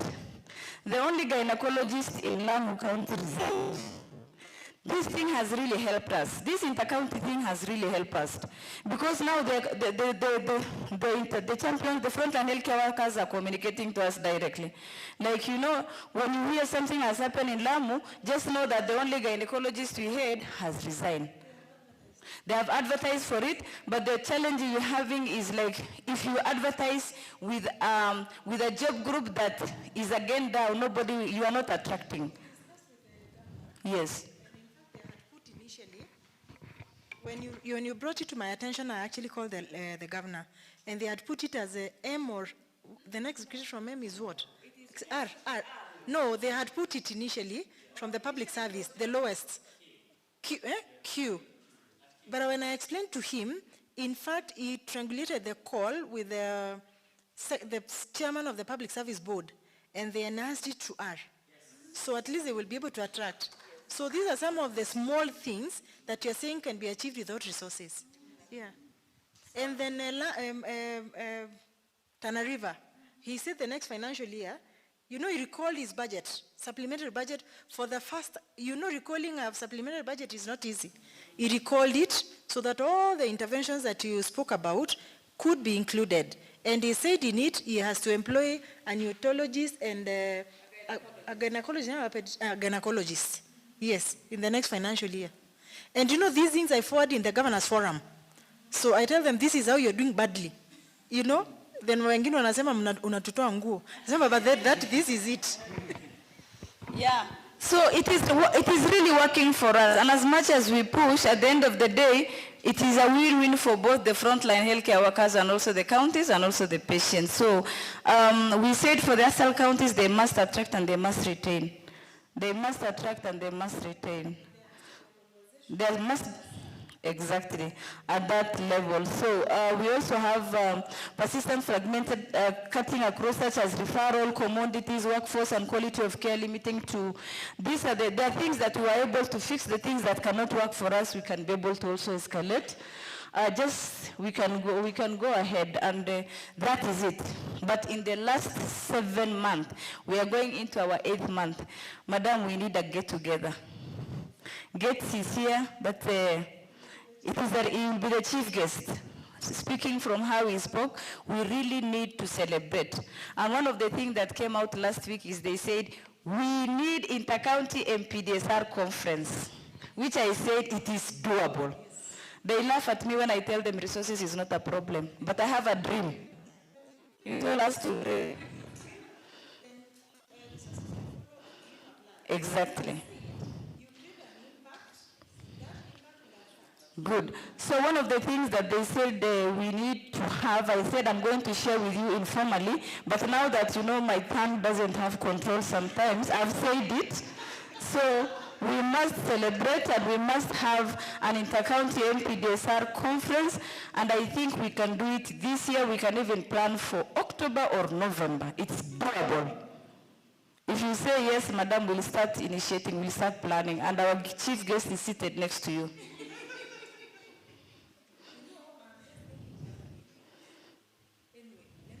Okay, don't say the secret. We will discuss that behind the bar, but it is doable, and I think that is the only way we can be able to celebrate.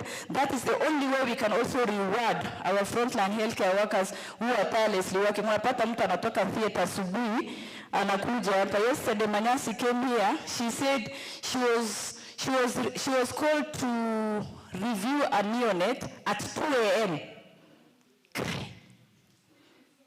At 2 a.m., the people you are expecting to be here are sleeping because they were called upon at night.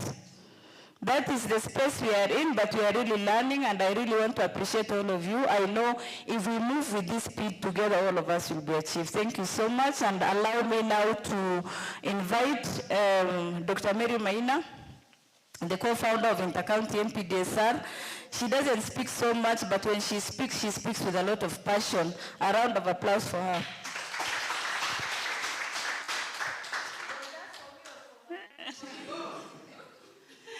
Thank you.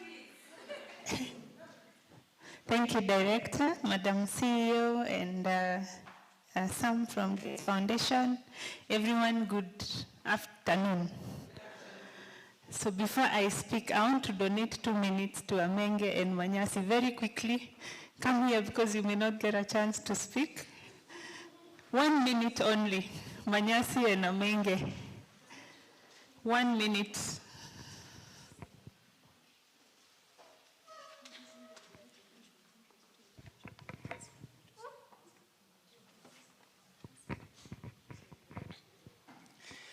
Ladies and gentlemen, all protocols observed, good afternoon.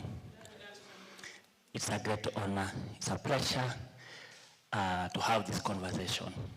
It's a pleasure to have the guests represented in the House and even to have this conversation together, thinking about impact. The speech that Sam made following immediately after the CEO's speech has made us think this is an endless possibility. It is for us to decide to what limit do you want to put it to? To what limit? So, do you want to limit ourselves? At the beginning, one of our biggest dreams had been, we wish for a day that across all the spheres of leadership, maternal and newborn outcome can be a conversation. And we dared each other, the president must speak himself in this matter. We came from healthcare worker, MedSoup CEOs, we went to the COG leadership, governors started talking about it, and now we're having an RRI to be launched by the head of the state. So nothing is impossible. That we can hold every person accountable. We tell ourselves that for you to be a champion, you hold yourself first accountable. You can't be a champion when you are the first one who misses your duties. You can't be a champion if you cannot be moved by an outcome that is preventable. But as we hold each other accountable, the head of the department, the head of the institution, the CEC, everybody, the governor, we must also hold them accountable. And we removed fear. We said we only fear death of a pregnant mother or a newborn and hot porridge. Beyond that, no bureaucracy will stand between us and eliminating the gap between the healthcare worker and the leadership for positive impact. And we are so happy that we are here, that we have data visibility. One challenge to all of us, we need to find a way of documenting and learning, sharing. And I know that is one of our weakest area. It's a challenge that we can probably find a way of strengthening it through a learning and research opportunity. Thank you very much.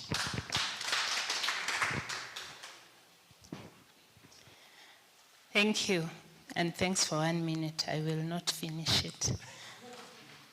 This is very humbling because a conversation that started from frustrated people is becoming a big conversation. That to me is very humbling.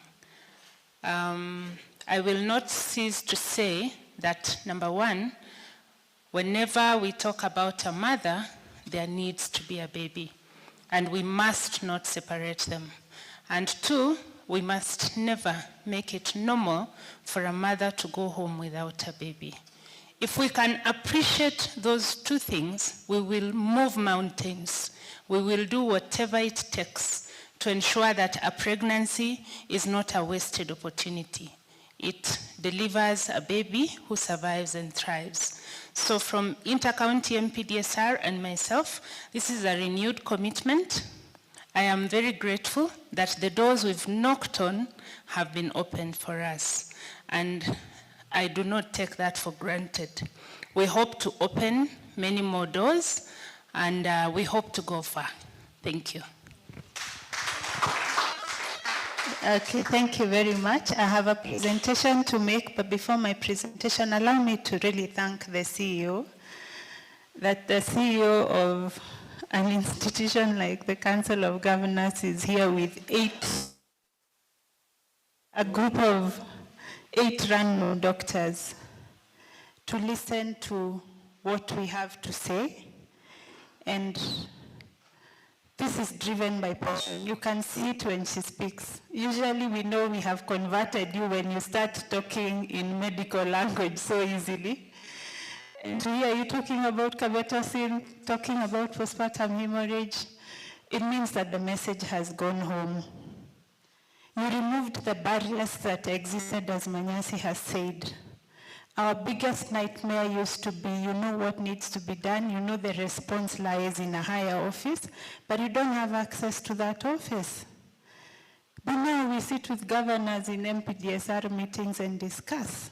And governors will bang tables that an ambulance did not have fuel. And you're sure that that will never happen again because it has reached the highest office. You opened doors we never imagined would ever open for us. Because when we started out of frustration. I tell a story of a facility in a neighboring county that abandoned their ambulance in our parking for many months because they brought in a dead woman, and of course it was an issue in casualty. But the health workers disappeared and left the ambulance there. We wrote letters upon letters from our CEC to the other. There was no response. But now we just make a phone call and say, we need to sit together as the 2 counties. There was an issue that we would like to discuss, and it happens without any barriers. So we thank you for opening those doors for us. Director nowadays will occasionally tell me that County X was reporting County Y for a late referral. And it gives me so much joy to know that they are now even reporting each other. That is accountability, all right? That whatever we have done, the cherry on top is a culture of accountability at all levels. Yes. 2 months ago, there's a county that was rejecting a body from a private hospital, a pregnant mother.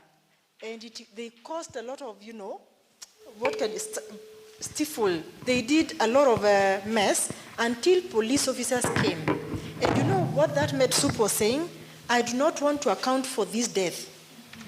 Because you brought a dead mother and you want this documented, an Asal County, it's an Asal County, documented as in a level 4 hospital, we will not take it. You know, that alone, until the governor intervened and said, if the mother has come dead with the child, please take the mother and the child to the mortuary. Just book, but write, document. It was documented. And that med soup was very mad. And in the morning was calling me, I didn't want to account for this in our meeting on Thursday because this is not my patient. They realized that the patient was, dying and now they were transferring to. You know, that alone, in fact, I feel for that loss, but at the same time, there's some gratitude in it. Yeah. Thank you, Madam. And it's the same thing we feel, but there's a culture of accountability that we are cultivating, and we must stop normalizing maternal and newborn deaths. It can't be business as usual when a mother or a baby has died. Everyone must stop what they are doing to find out why did they die, but more importantly, how can we prevent another one from dying? To some, thank you, and the Gates Foundation for even believing in this cause. When Neba was presenting the work you're doing yesterday, I was very surprised because I could see our name there, and I'm like, when did COG and the Gates Foundation sit and say we want these guys to go for peer-to-peer learning? So we are very grateful. We have very innovative ideas that we feel, if supported, given a bit of push, can really change the way we look at things. Allow me to just mention, Dr. Gedenji is not here, but I'll mention on her behalf. We want to now do advocacy through drama. And this is drama by frontline health workers to just depict the journey of a woman in the village when she encounters a system that works and when she encounters a system that does not work. Because we live these realities every day. So we have a very beautiful script that just needs a bit of push, some 5 million, we go, shoot it, director is part of the cast, there will be many others here. It's a very emotional story. Grace here, you can see she's crying with Manyasi. Because the first time we listened to Dr. Gedenji, I cried for an hour. Because I'm like, this is the real story of a Kenyan woman who encounters a system that does not work. So we want to be telling those stories now through drama to just show this is exactly what happens. So we will be sending you the concept through the COG. Just have a look at it. Everything is ready. We just need some money to be able to go shoot in a village somewhere. We already have the setup in mind. So those are the things that we now want to. We want to invite governors and air it for them and show them when a system fails a woman, this is what the orphans left behind go through. All right? So we are so grateful even for creating time to be here with us. I will quickly go through the priority areas we identified, and coincidentally, the CEO actually mentioned all of them. So I was like, did they leak this presentation to her? Because all the things she talked about, the dashboard, the call centers, they are all here as our priority areas. So just quickly is that there's an investment case, and these are the 5 pillars of that investment case: governance coordination, high performance surveillance and review, quality improvement, data analytics, and health system enablers. So what are we asking you? We are asking you to help us with more investments in capacity building, data tools, sustainable technical support, and of course this aligns with the global targets and our national guidelines and targets. So our approach is two-pronged for this request: MPDSR system strengthening costs. These ones are costs that are for activities specifically to establish and enhance MPDSR systems in the counties, and the other one is clinical intervention costs. They're all in our investment case, but we've broken them down. Basically the cost of essential medical commodities and equipment. So what are we asking from you, Sam and the Gates Foundation? We have MPDSR committees, and the ministry disseminates guidelines, and the guidelines are beautiful, but sometimes you're put in a committee and you're not even sure what is expected of you. So we are asking, starting with level 4 and 5 facilities and all the 47 counties, can we have induction for MPDSR committee, so that when you sit down, you know what to do. And beyond induction, smart advocacy training. Because it's one thing to tell a governor this is what we want, it's another thing to try and convince them in a way that you've been trained. We also want to have the MPDSR champions sensitized on the community health MNH module. Community health work promoters have an MNH module. In most counties, from what we gathered, is that they are not actually trained on that particular module, and we feel that we can team up with the County Directorate of Public Health under which they are managed. So if we know what's in that module, then we are able to engage the community health promoters better.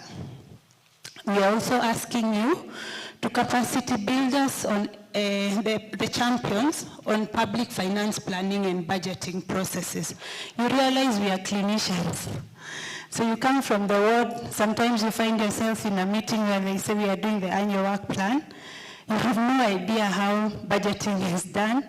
You can't even lobby for MNH finances to be ring-fenced, but if we understand the cycle and how this is done, then it means that we are better placed to even meet with the county assemblies, because these are the people who make decisions, and show them that the reason you need to ring-fence money for MNH is because it's going to save mothers, and when you save one woman or when you save one newborn, this is a much you save. So we would want to be trained on public finance planning and budgeting cycles.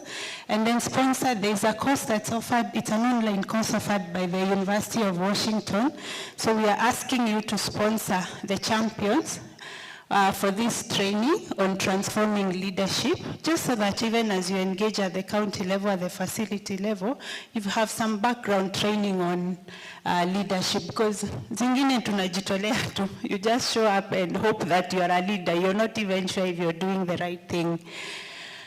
Then we establish virtual inter-county learning platforms that allows progress tracking. These are already happening, but we are not able to track the progress. So you can't say, has there been impact or no impact?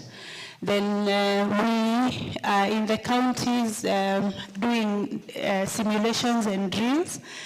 We do not have training models and mannequins in some of the facilities. If this can be provided, we are happy, so that every few days, a nurse or a midwife or a doctor, a medical officer will pass by there and practice how do we resuscitate a newborn when you have the mannequins. Then training workshop on how to conduct peer-to-peer sessions. As I said, the guidelines are disseminated, but the actual doing is very different from just reading the guideline. Yeah, so like now, as director has said, when we go for peer-to-peer learning in Tana River, what will be our measure of success? You know, so we want to develop maybe a tool that helps us track progress after we have left. Is there impact in Tana River? Did we transfer any skills to the people we left behind? Then on governance and coordination, on the first point is there's one of the partners who said they're developing an MPDSR tracker. We are hoping to listen to that on Friday in Tana River. They've actually requested to be slotted because they are part of the sponsors, so they can show us the tracker. And if that tracker is something we can use, we would like to be supported to implement it and pilot it in the county so that we're able to track whether we are actually even implementing the recommendations that we make. Then a technical team to just review existing processes. Again, as I said, you're never sure whether you're doing MPDSR the right way. Is this the right way to do a review?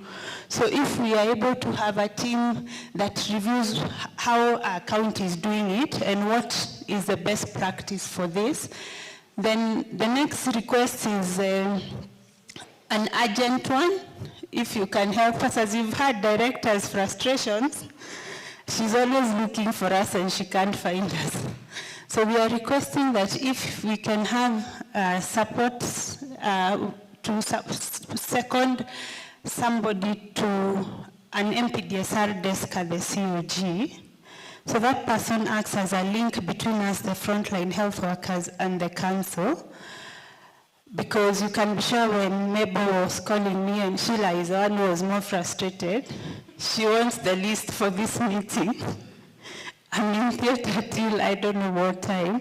But if we had someone who we specifically meant to man an MPDSR desk, we'll tell them these are the names, it's your job to call them and ask them if they are available. Then you link them up with the secretariat on the other side.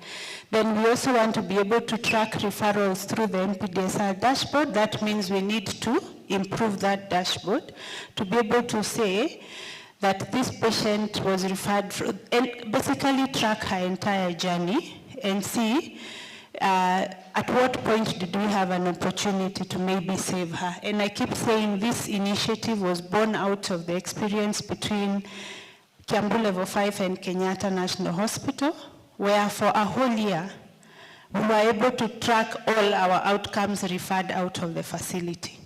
Dr. Menge would, whenever there was a patient referred out of our facility, he'd give us feedback. So we would know who died and who survived, and we would actually sit, even before the joint reviews became a thing, we always did joint reviews with Kenyatta, and we thought we could do this on a larger scale, and that's how the coffee date happened and the inter-county MPDSR was born. Call centers, I think that's where Madam started. We must reach women wherever they are. We must meet women in their reality. If your reality is in Kalokol in Turkana, the system must meet you there. You cannot be disadvantaged because you're in Kalokol. So the system must find a way of getting to you. And as Madam was speaking, I was looking at Manyasi, she didn't look at me, because the last conversation we had last night was on call centers and referrals. She was in South Africa for mentorship last week, and they were being shown how the referral system works there. And what Madam said is exactly what she was telling me, that the farthest facility is able to reach the referral center and even reroute. Should your patient get worse when you're on the way, you reroute to the nearest facility, and that facility can't ask you a question. Why can't we do that here? It's possible, it's doable. She was talking about doctors on call. Manyasi told me again from that experience, they're actually roaming medical officers who follow up preterm babies who have been discharged in their reality. So the government facilitates them to roam, yes. Facilitates them to roam, but you've discharged a newborn today who was preterm. You follow them up tomorrow. Go and find out if the mom has settled and if they are okay. That is a possibility, as Amenge has challenged us. Endless possibilities. There are many things we can do. then standardize and digitize, the ministry is digitizing these tools, we need a standard referral form for mothers and newborns. I think the clinicians seated here know the information given to you by the referring facility depends on who wrote the referral note, and that should not be the case. We should have a standard referral form where all the information that is useful for the next level of care is actually captured, regardless of who is referring, whether it's the nurse referring or whether it's the doctor who is referring. Our last one is huge on communication, advocacy, and media engagement. The religious leaders play a very key role in the community. They shape a lot of decisions at the community level. We would like to engage with them. This is across the counties. If we are supported, we are willing to go to where they are and show them what role they play in ending preventable maternal and newborn deaths. We'd also like to engage with the health journalists. If you pay for us a slot, we are willing to go to mainstream media and sit there and talk about it so they can amplify, because they have a wider reach. And I think that has also been happening quite a lot. Whenever we have a meeting, my village mates call me, "We saw you on television, we saw you." So even such a small meeting, we did know that the media is important in this room because they have a wider reach and the message has to keep being repeated for it to hit home. Then a media consultant to develop a strategy for us and talking points. We have Dr. Gedenji, who's also quite good at this. We actually have someone who's been doing this for us. She didn't manage to come. So she works very closely with your media team. She's very creative. She's actually the one who's come up with the script for the drama we are talking about. Yeah, and there's someone who's been doing this work for us pro bono, behind the scenes. Yeah, so if she can be supported and empowered, then maybe we would do this better. Then of course, support engagement of social media manager and a communication officer to advance the course on social media. Director is always getting angry at us because that website is not updated. It's not updated because the person who does it pro bono for us. Sababu Media, it's called Sababu Media. So if they can be supported, then maybe they could dedicate a bit more time to keep updating even on our social media platforms. And I think this should be our last one, sponsoring mainstream media. Facilitate live-streamed community engagements. We'd really love to do this. I think you saw what happened in Makueni last week. The boda boda rider who helped a woman deliver. And now I think Bajabero was telling me now he's saying everyone is calling him to ride them to a hospital just in case you deliver on the way he can.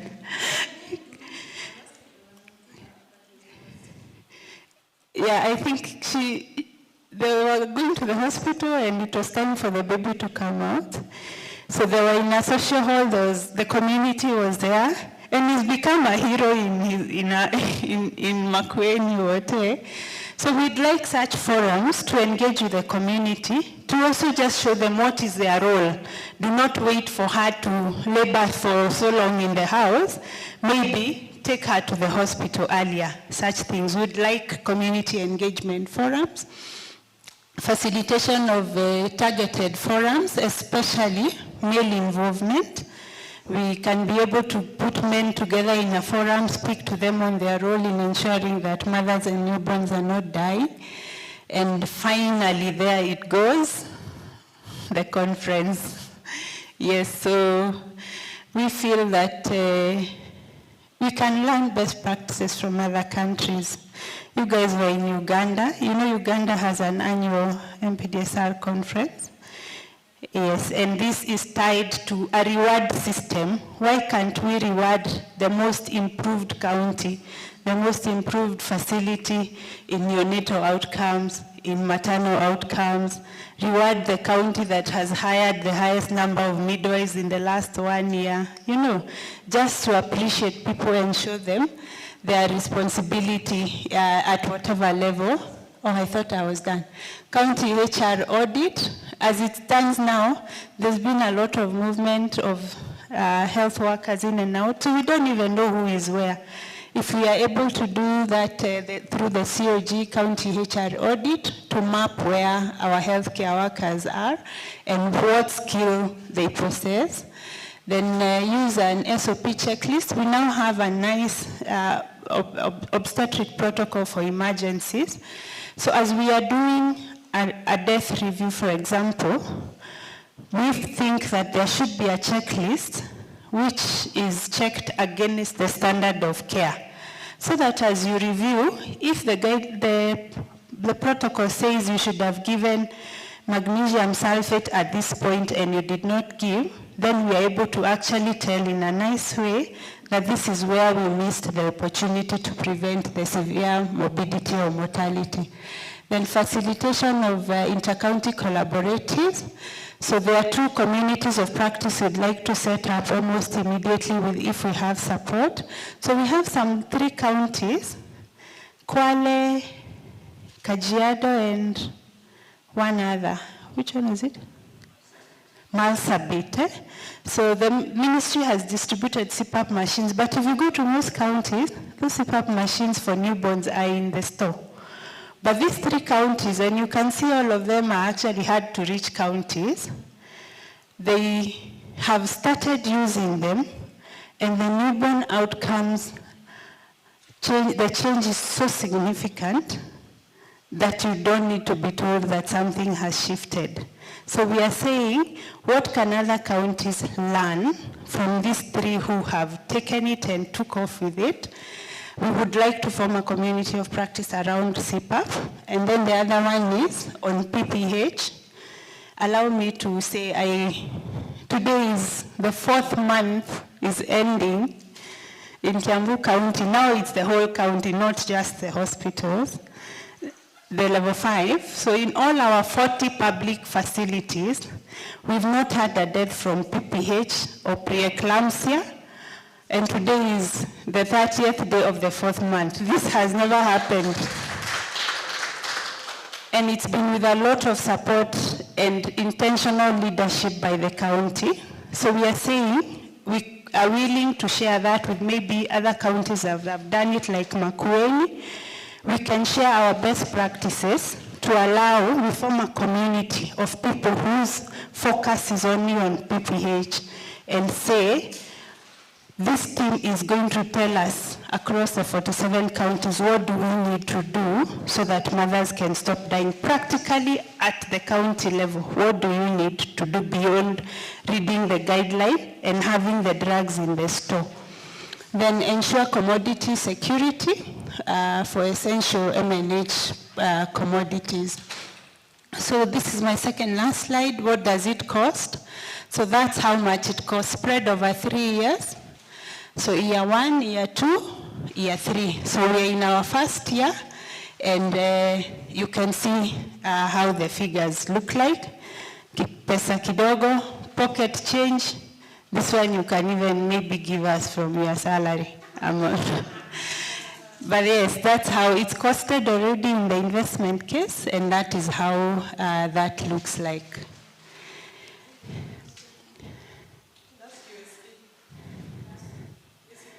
So you need to put it there. Kenya shillings, yes, it's in Kenya shillings. So you need to be specific. So it's not a lot of money for the impact that it is going to have. Next slide. So commodities, so we said it's 2-pronged. So the commodity budget, that's how it looks like, and we shall share this with you some. Next slide.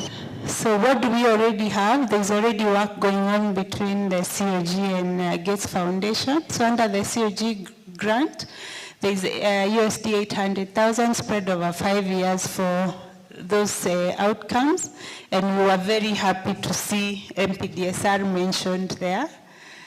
Next slide. So some of the activities that are already supported, the support may not be enough, but there's some of the activities that are already taken care of at the COG. I'll not go through all of them, but there's peer-to-peer learning, there's mentorship and technical support, there's inter-county workshops, and you can see they actually align with most of what our asks are. Next. And in conclusion, whereas most of the priorities are aligned to the COG support and work plan activities, the support is limited and it can only be catalytic. We therefore request for funding to make this a reality for Kenyan women and babies. So as I finish, I'm going to have a moment of vulnerability. I've never shared this story publicly. On my turning point for MPDSR. So I lost a woman on International Women's Day 2019. I live about 10 minutes from the hospital, so I usually get there very fast. So she came in what is called second stage, meaning the baby is already coming out. That was her 6th baby. She pushed the baby and started bleeding. She came at 6 a.m. in the morning. So she just started bleeding. I was called in less than 10 minutes, I was there. So we did what we could do, so she stopped bleeding. And I actually almost went home. So when I was at the parking, I was called back and I was told she's bleeding again. And unfortunately, this time we didn't save her. And she had come alone. So several hours later, like 4 or 5 hours, the husband walked in drunk with 2 of his friends. He was very drunk. And I could now understand why she had labored alone at home waiting for morning, because there was no one to bring her at night. So she waited for 6 a.m. to come. So when I did that very difficult job of breaking the news, that man sobered up. The alcohol in his system disappeared. And that sight has never left my system. Every time I remember her, I see the husband sobering up. And I made a promise to myself that I would never lose another woman to postpartum hemorrhage if there's something I can do. It's been 7 years. I've not lost a woman directly under my care to postpartum hemorrhage. I went to see her baby in NBO, and she had this beautiful girl with a lot of hair. My son has a lot of hair. So sometimes I look at him and I see that girl. And I'm like, that girl never got to experience her mother's love. That girl might live blaming herself and being blamed by her siblings for being the reason they don't have a mother. So on the days you want to give up on this advocacy work, remember you're not doing it for you. You're doing it for that child who might not experience a mother's love, or that sibling who lives rejected by the rest, because if mom had not gotten pregnant with you, she'd still be here with us. So it's not easy, it's a hard job. Many times Amenge and I will tell you, we ask ourselves, even yesterday morning, he sent me a message and asked me, what did we get ourselves into? So it's for a bigger cause. Professor Qureshi always challenges us, have that one death that you remember for life. And that one death should be the reason why you never want another woman to die. So thank you very much for listening to us.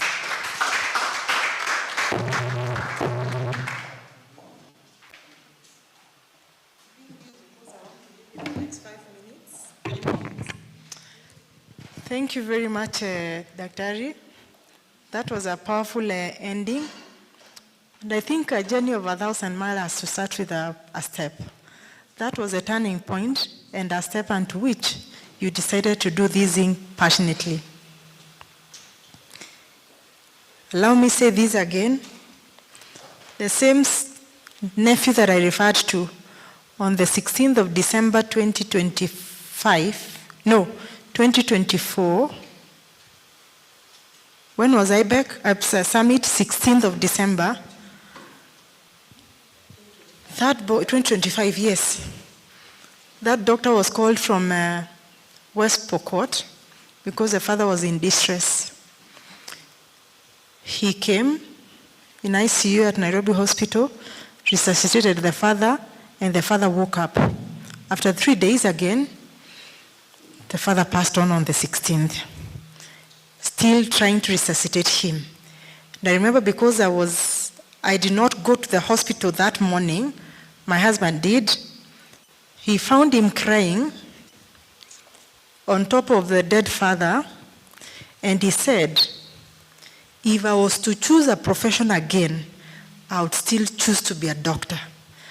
Because the pain of losing a father, a parent, is so intense that I never understood why people come to cry when their patients are dead. And from that day, he said, day and night, if he's called wherever he is, unless he's in an hospital bed, he will always rush to a hospital. So Mary, that changed what you're talking about today. It had to happen. And so sorry for that loss because it has saved many, many more. It's very, very emotional.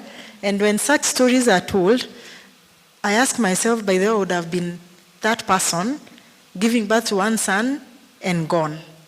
I did. I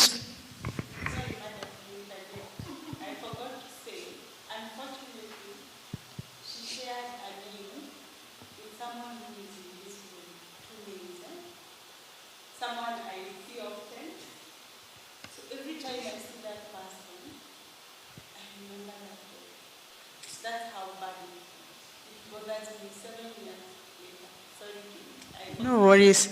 But at least it's with joy because you're doing it now. Now, thank you very much for that case study that you've presented to us. For me, one thing is very critical. As we move to Tana River next week, and because we've said we must use whatever that we have, you've talked about a tool, a monitoring tool, a tracker. As much as we do not have a dashboard to track whatever that happens, I just want to charge you, team that is here, what is it that we can do to have a prototype, even if it's an Excel sheet, so that we leave it in Tana River for us to be tracking and then they be feeling like a log. You remember the logbook? Ile internship, where they log in every day on whatever that is being done and the resolutions that we've agreed on, what is being done on a daily basis, they document, then every Friday they share with us. That is the only way we are going now to track this before we get now to the, the digital way so that we can be able to leave an impact. We said we must work with whatever that we have. So Katra and the minds that are seated here, we have M&E experts at the Council of Governors. We can design something. As we go now to Tana River, we leave that tool for them to be tracking and the like. Number 2, I want to confirm that as even this support you're looking together, and I know Sam is cracking his head on how to put all these people and other resources together, we are developing an induction manual because we already launched Devolution Institute, where training in as far as the devolution space is concerned will be happening, and this will start from next year. So any training in as far as the devolution spaces is concerned will be done in the Devolution Institute, which will be domiciled in the meantime at the Council of Governors. So we are developing the modules, the curriculum. So what I would instruct Katra is the consultant is already coming in for an inception meeting on Monday. Let's have MPDSR as a module in our training manual so that clap amenge vizuri. So that we have a domicile module that speaks now to this very critical component and that acts as a base in terms of what needs to be done. Lastly is about the website. We've talked about it over and over again, and I really want to appeal to you, Sam. My mother told me that when you're before the king, you don't get tired, because the king has always to have your ear. So this website is extremely very good, but the maintenance of it is a little bit, it's small little resources, but we feel that internally they are draining us. These people are actually maintaining it. Katra, of course, as she says, she has a loose tongue to come and plead for everything. She was telling me now, madam, in your small budget, and by the way, I have a very small budget, executive budget, which most of it goes to health component. Whenever they lack money, wanaendanga kwanza finance, Barbara, pesa ya madam ya executive office imebaki ngapi? Wanaambiwa imebaki 600. By the time they come, we want 300 from this. So me, by the first 4 months, my office, she will tell you, has not a single coin. But I don't feel, I feel very good because it has gone to a worth cause. So Sam would be appealing if we could domicile that maintenance of that website under either the funding that is already, the COG is already described. It's specific. We can't, because of whatever that you remember the steps that you gave us, so we may not be able to amend it unless you tell us how to go about it. But in the New Beginnings Fund and the like, whether we can domicile that about 50,000 for maintenance of this website so that it's alive, and Kenya shilling per month, so that at least we lessen the burden for these people. And we have, yeah.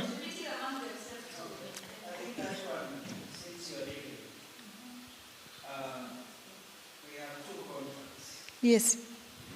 There's an older one and there's a new one.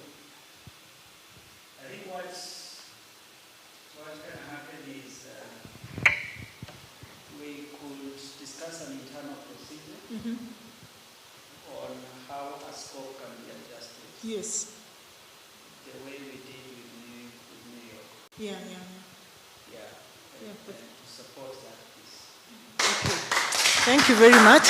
At least that will alleviate the burden from these people and my small budget at the office. So I think in terms of my 3 asks, what I had has already been granted.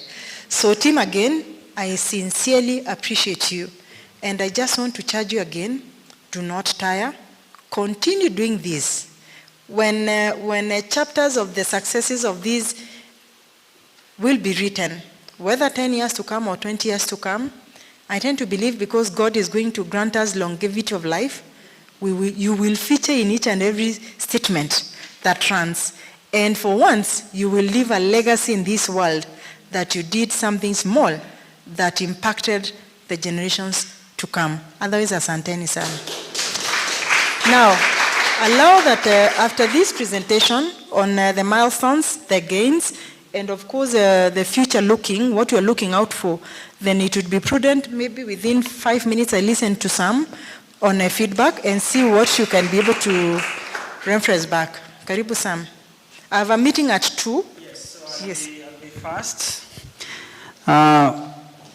Okay, I just want to look at the items that you had listed here, and what I can ask is that you send me the presentations with the asks.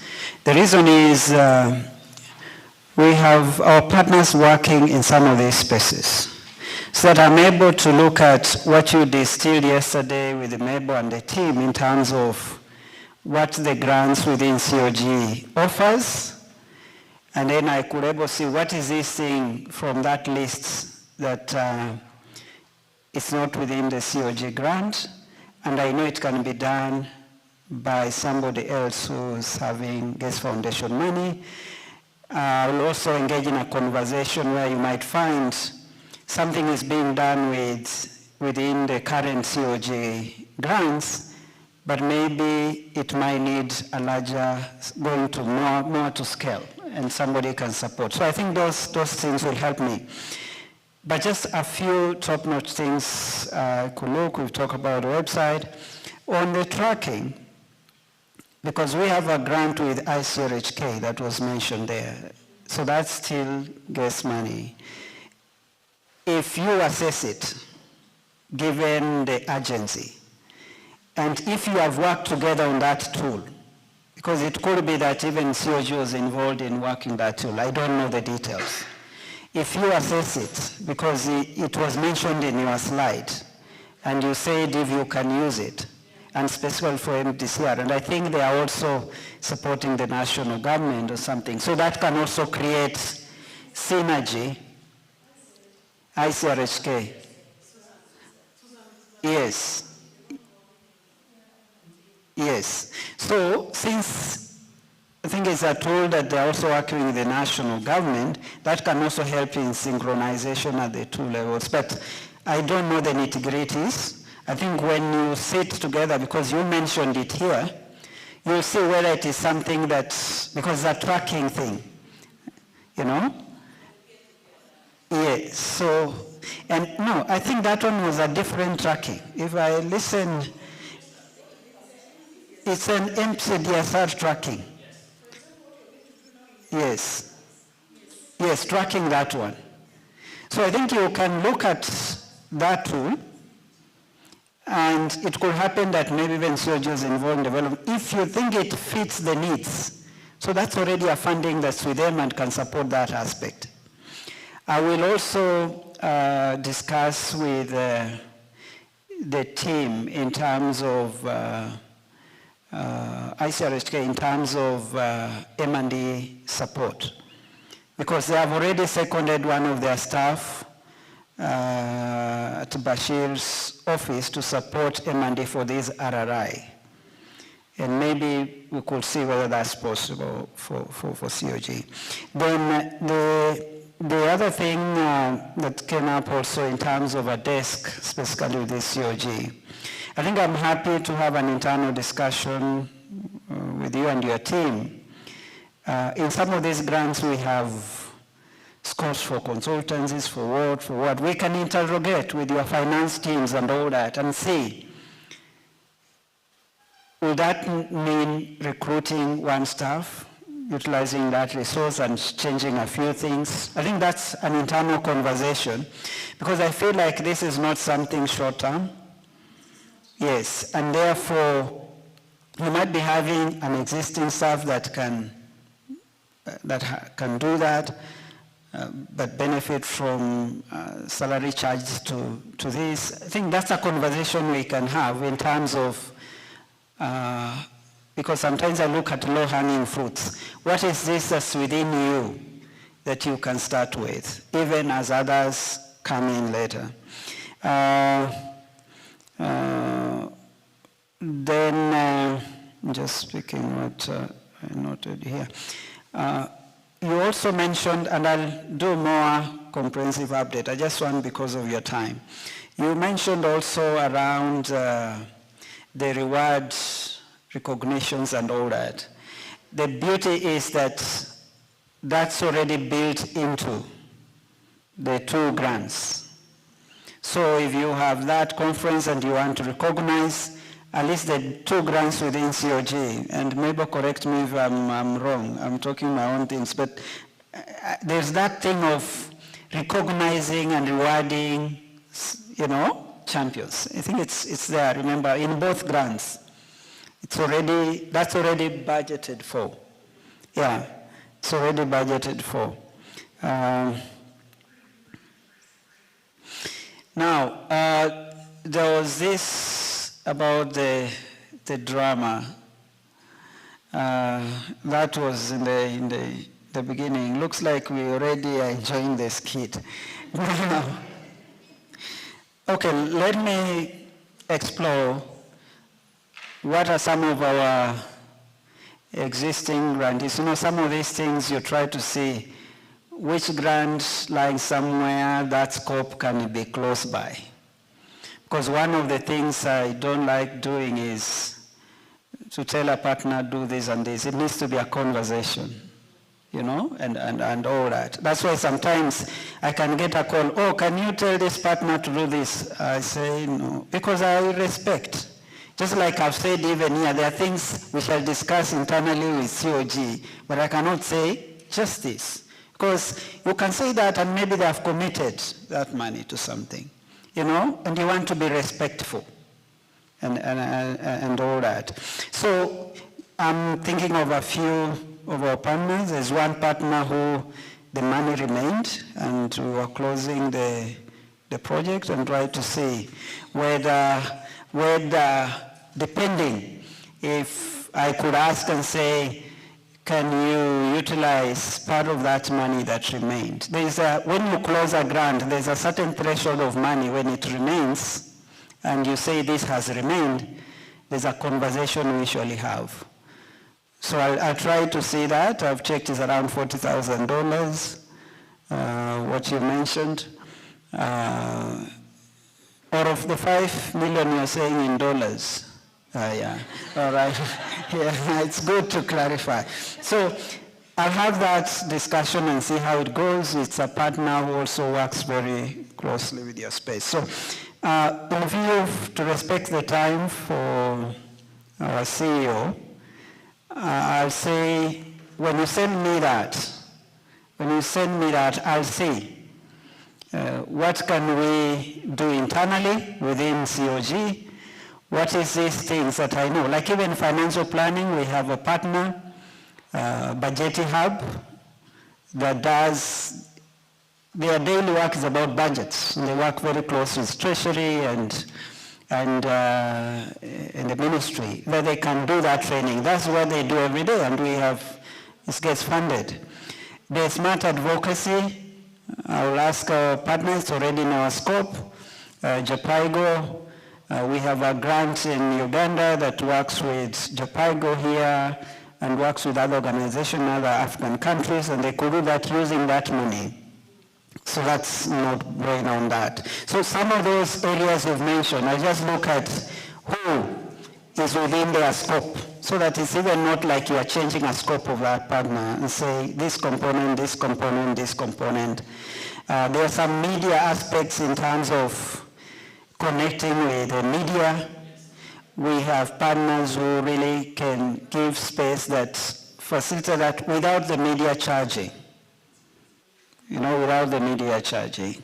And I know I saw something with Japaigo and Makueni and all that, and we have some grants with Japaigo and that, but what I'm talking about is slightly different. So I'll look at all that list and see what is doable, but there are quite a number of things there that could move with existing money lying in different, and I think that's what Mary and Katra and Mabel have kept saying on how do we improve coordination and reduce fragmentation, and all that. So thank you so much, and great to see that you had already looked at what was existing and what was not. So you eased my work when I saw that list that Mabel did, and I could see, okay, this is taken care of here, but this could be missing. Asante sana.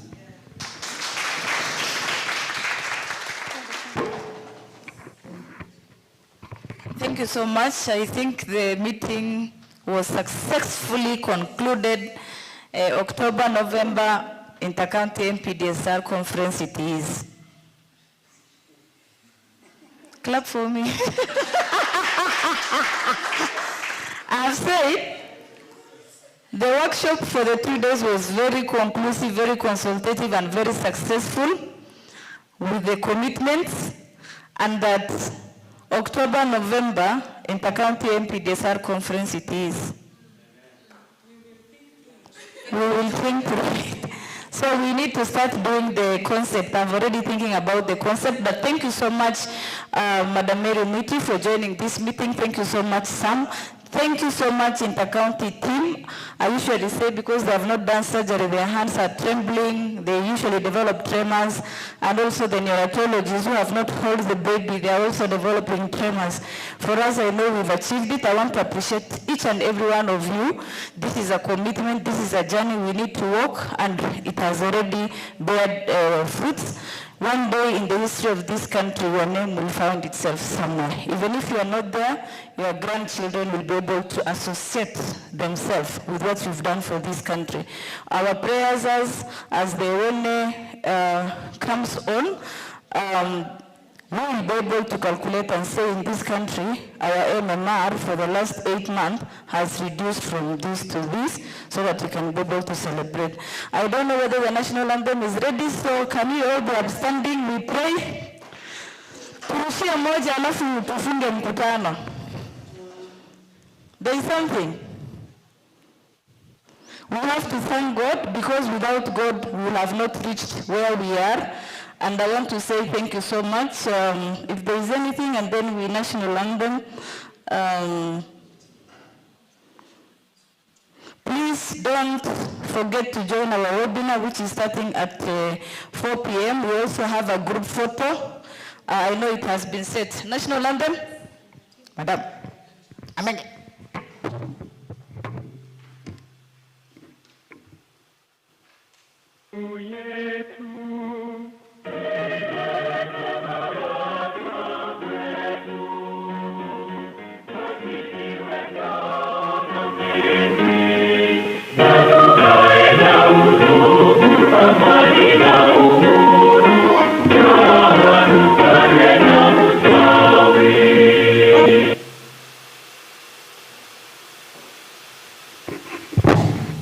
Thank you so much. A word of prayer from a volunteer, and then we have a group.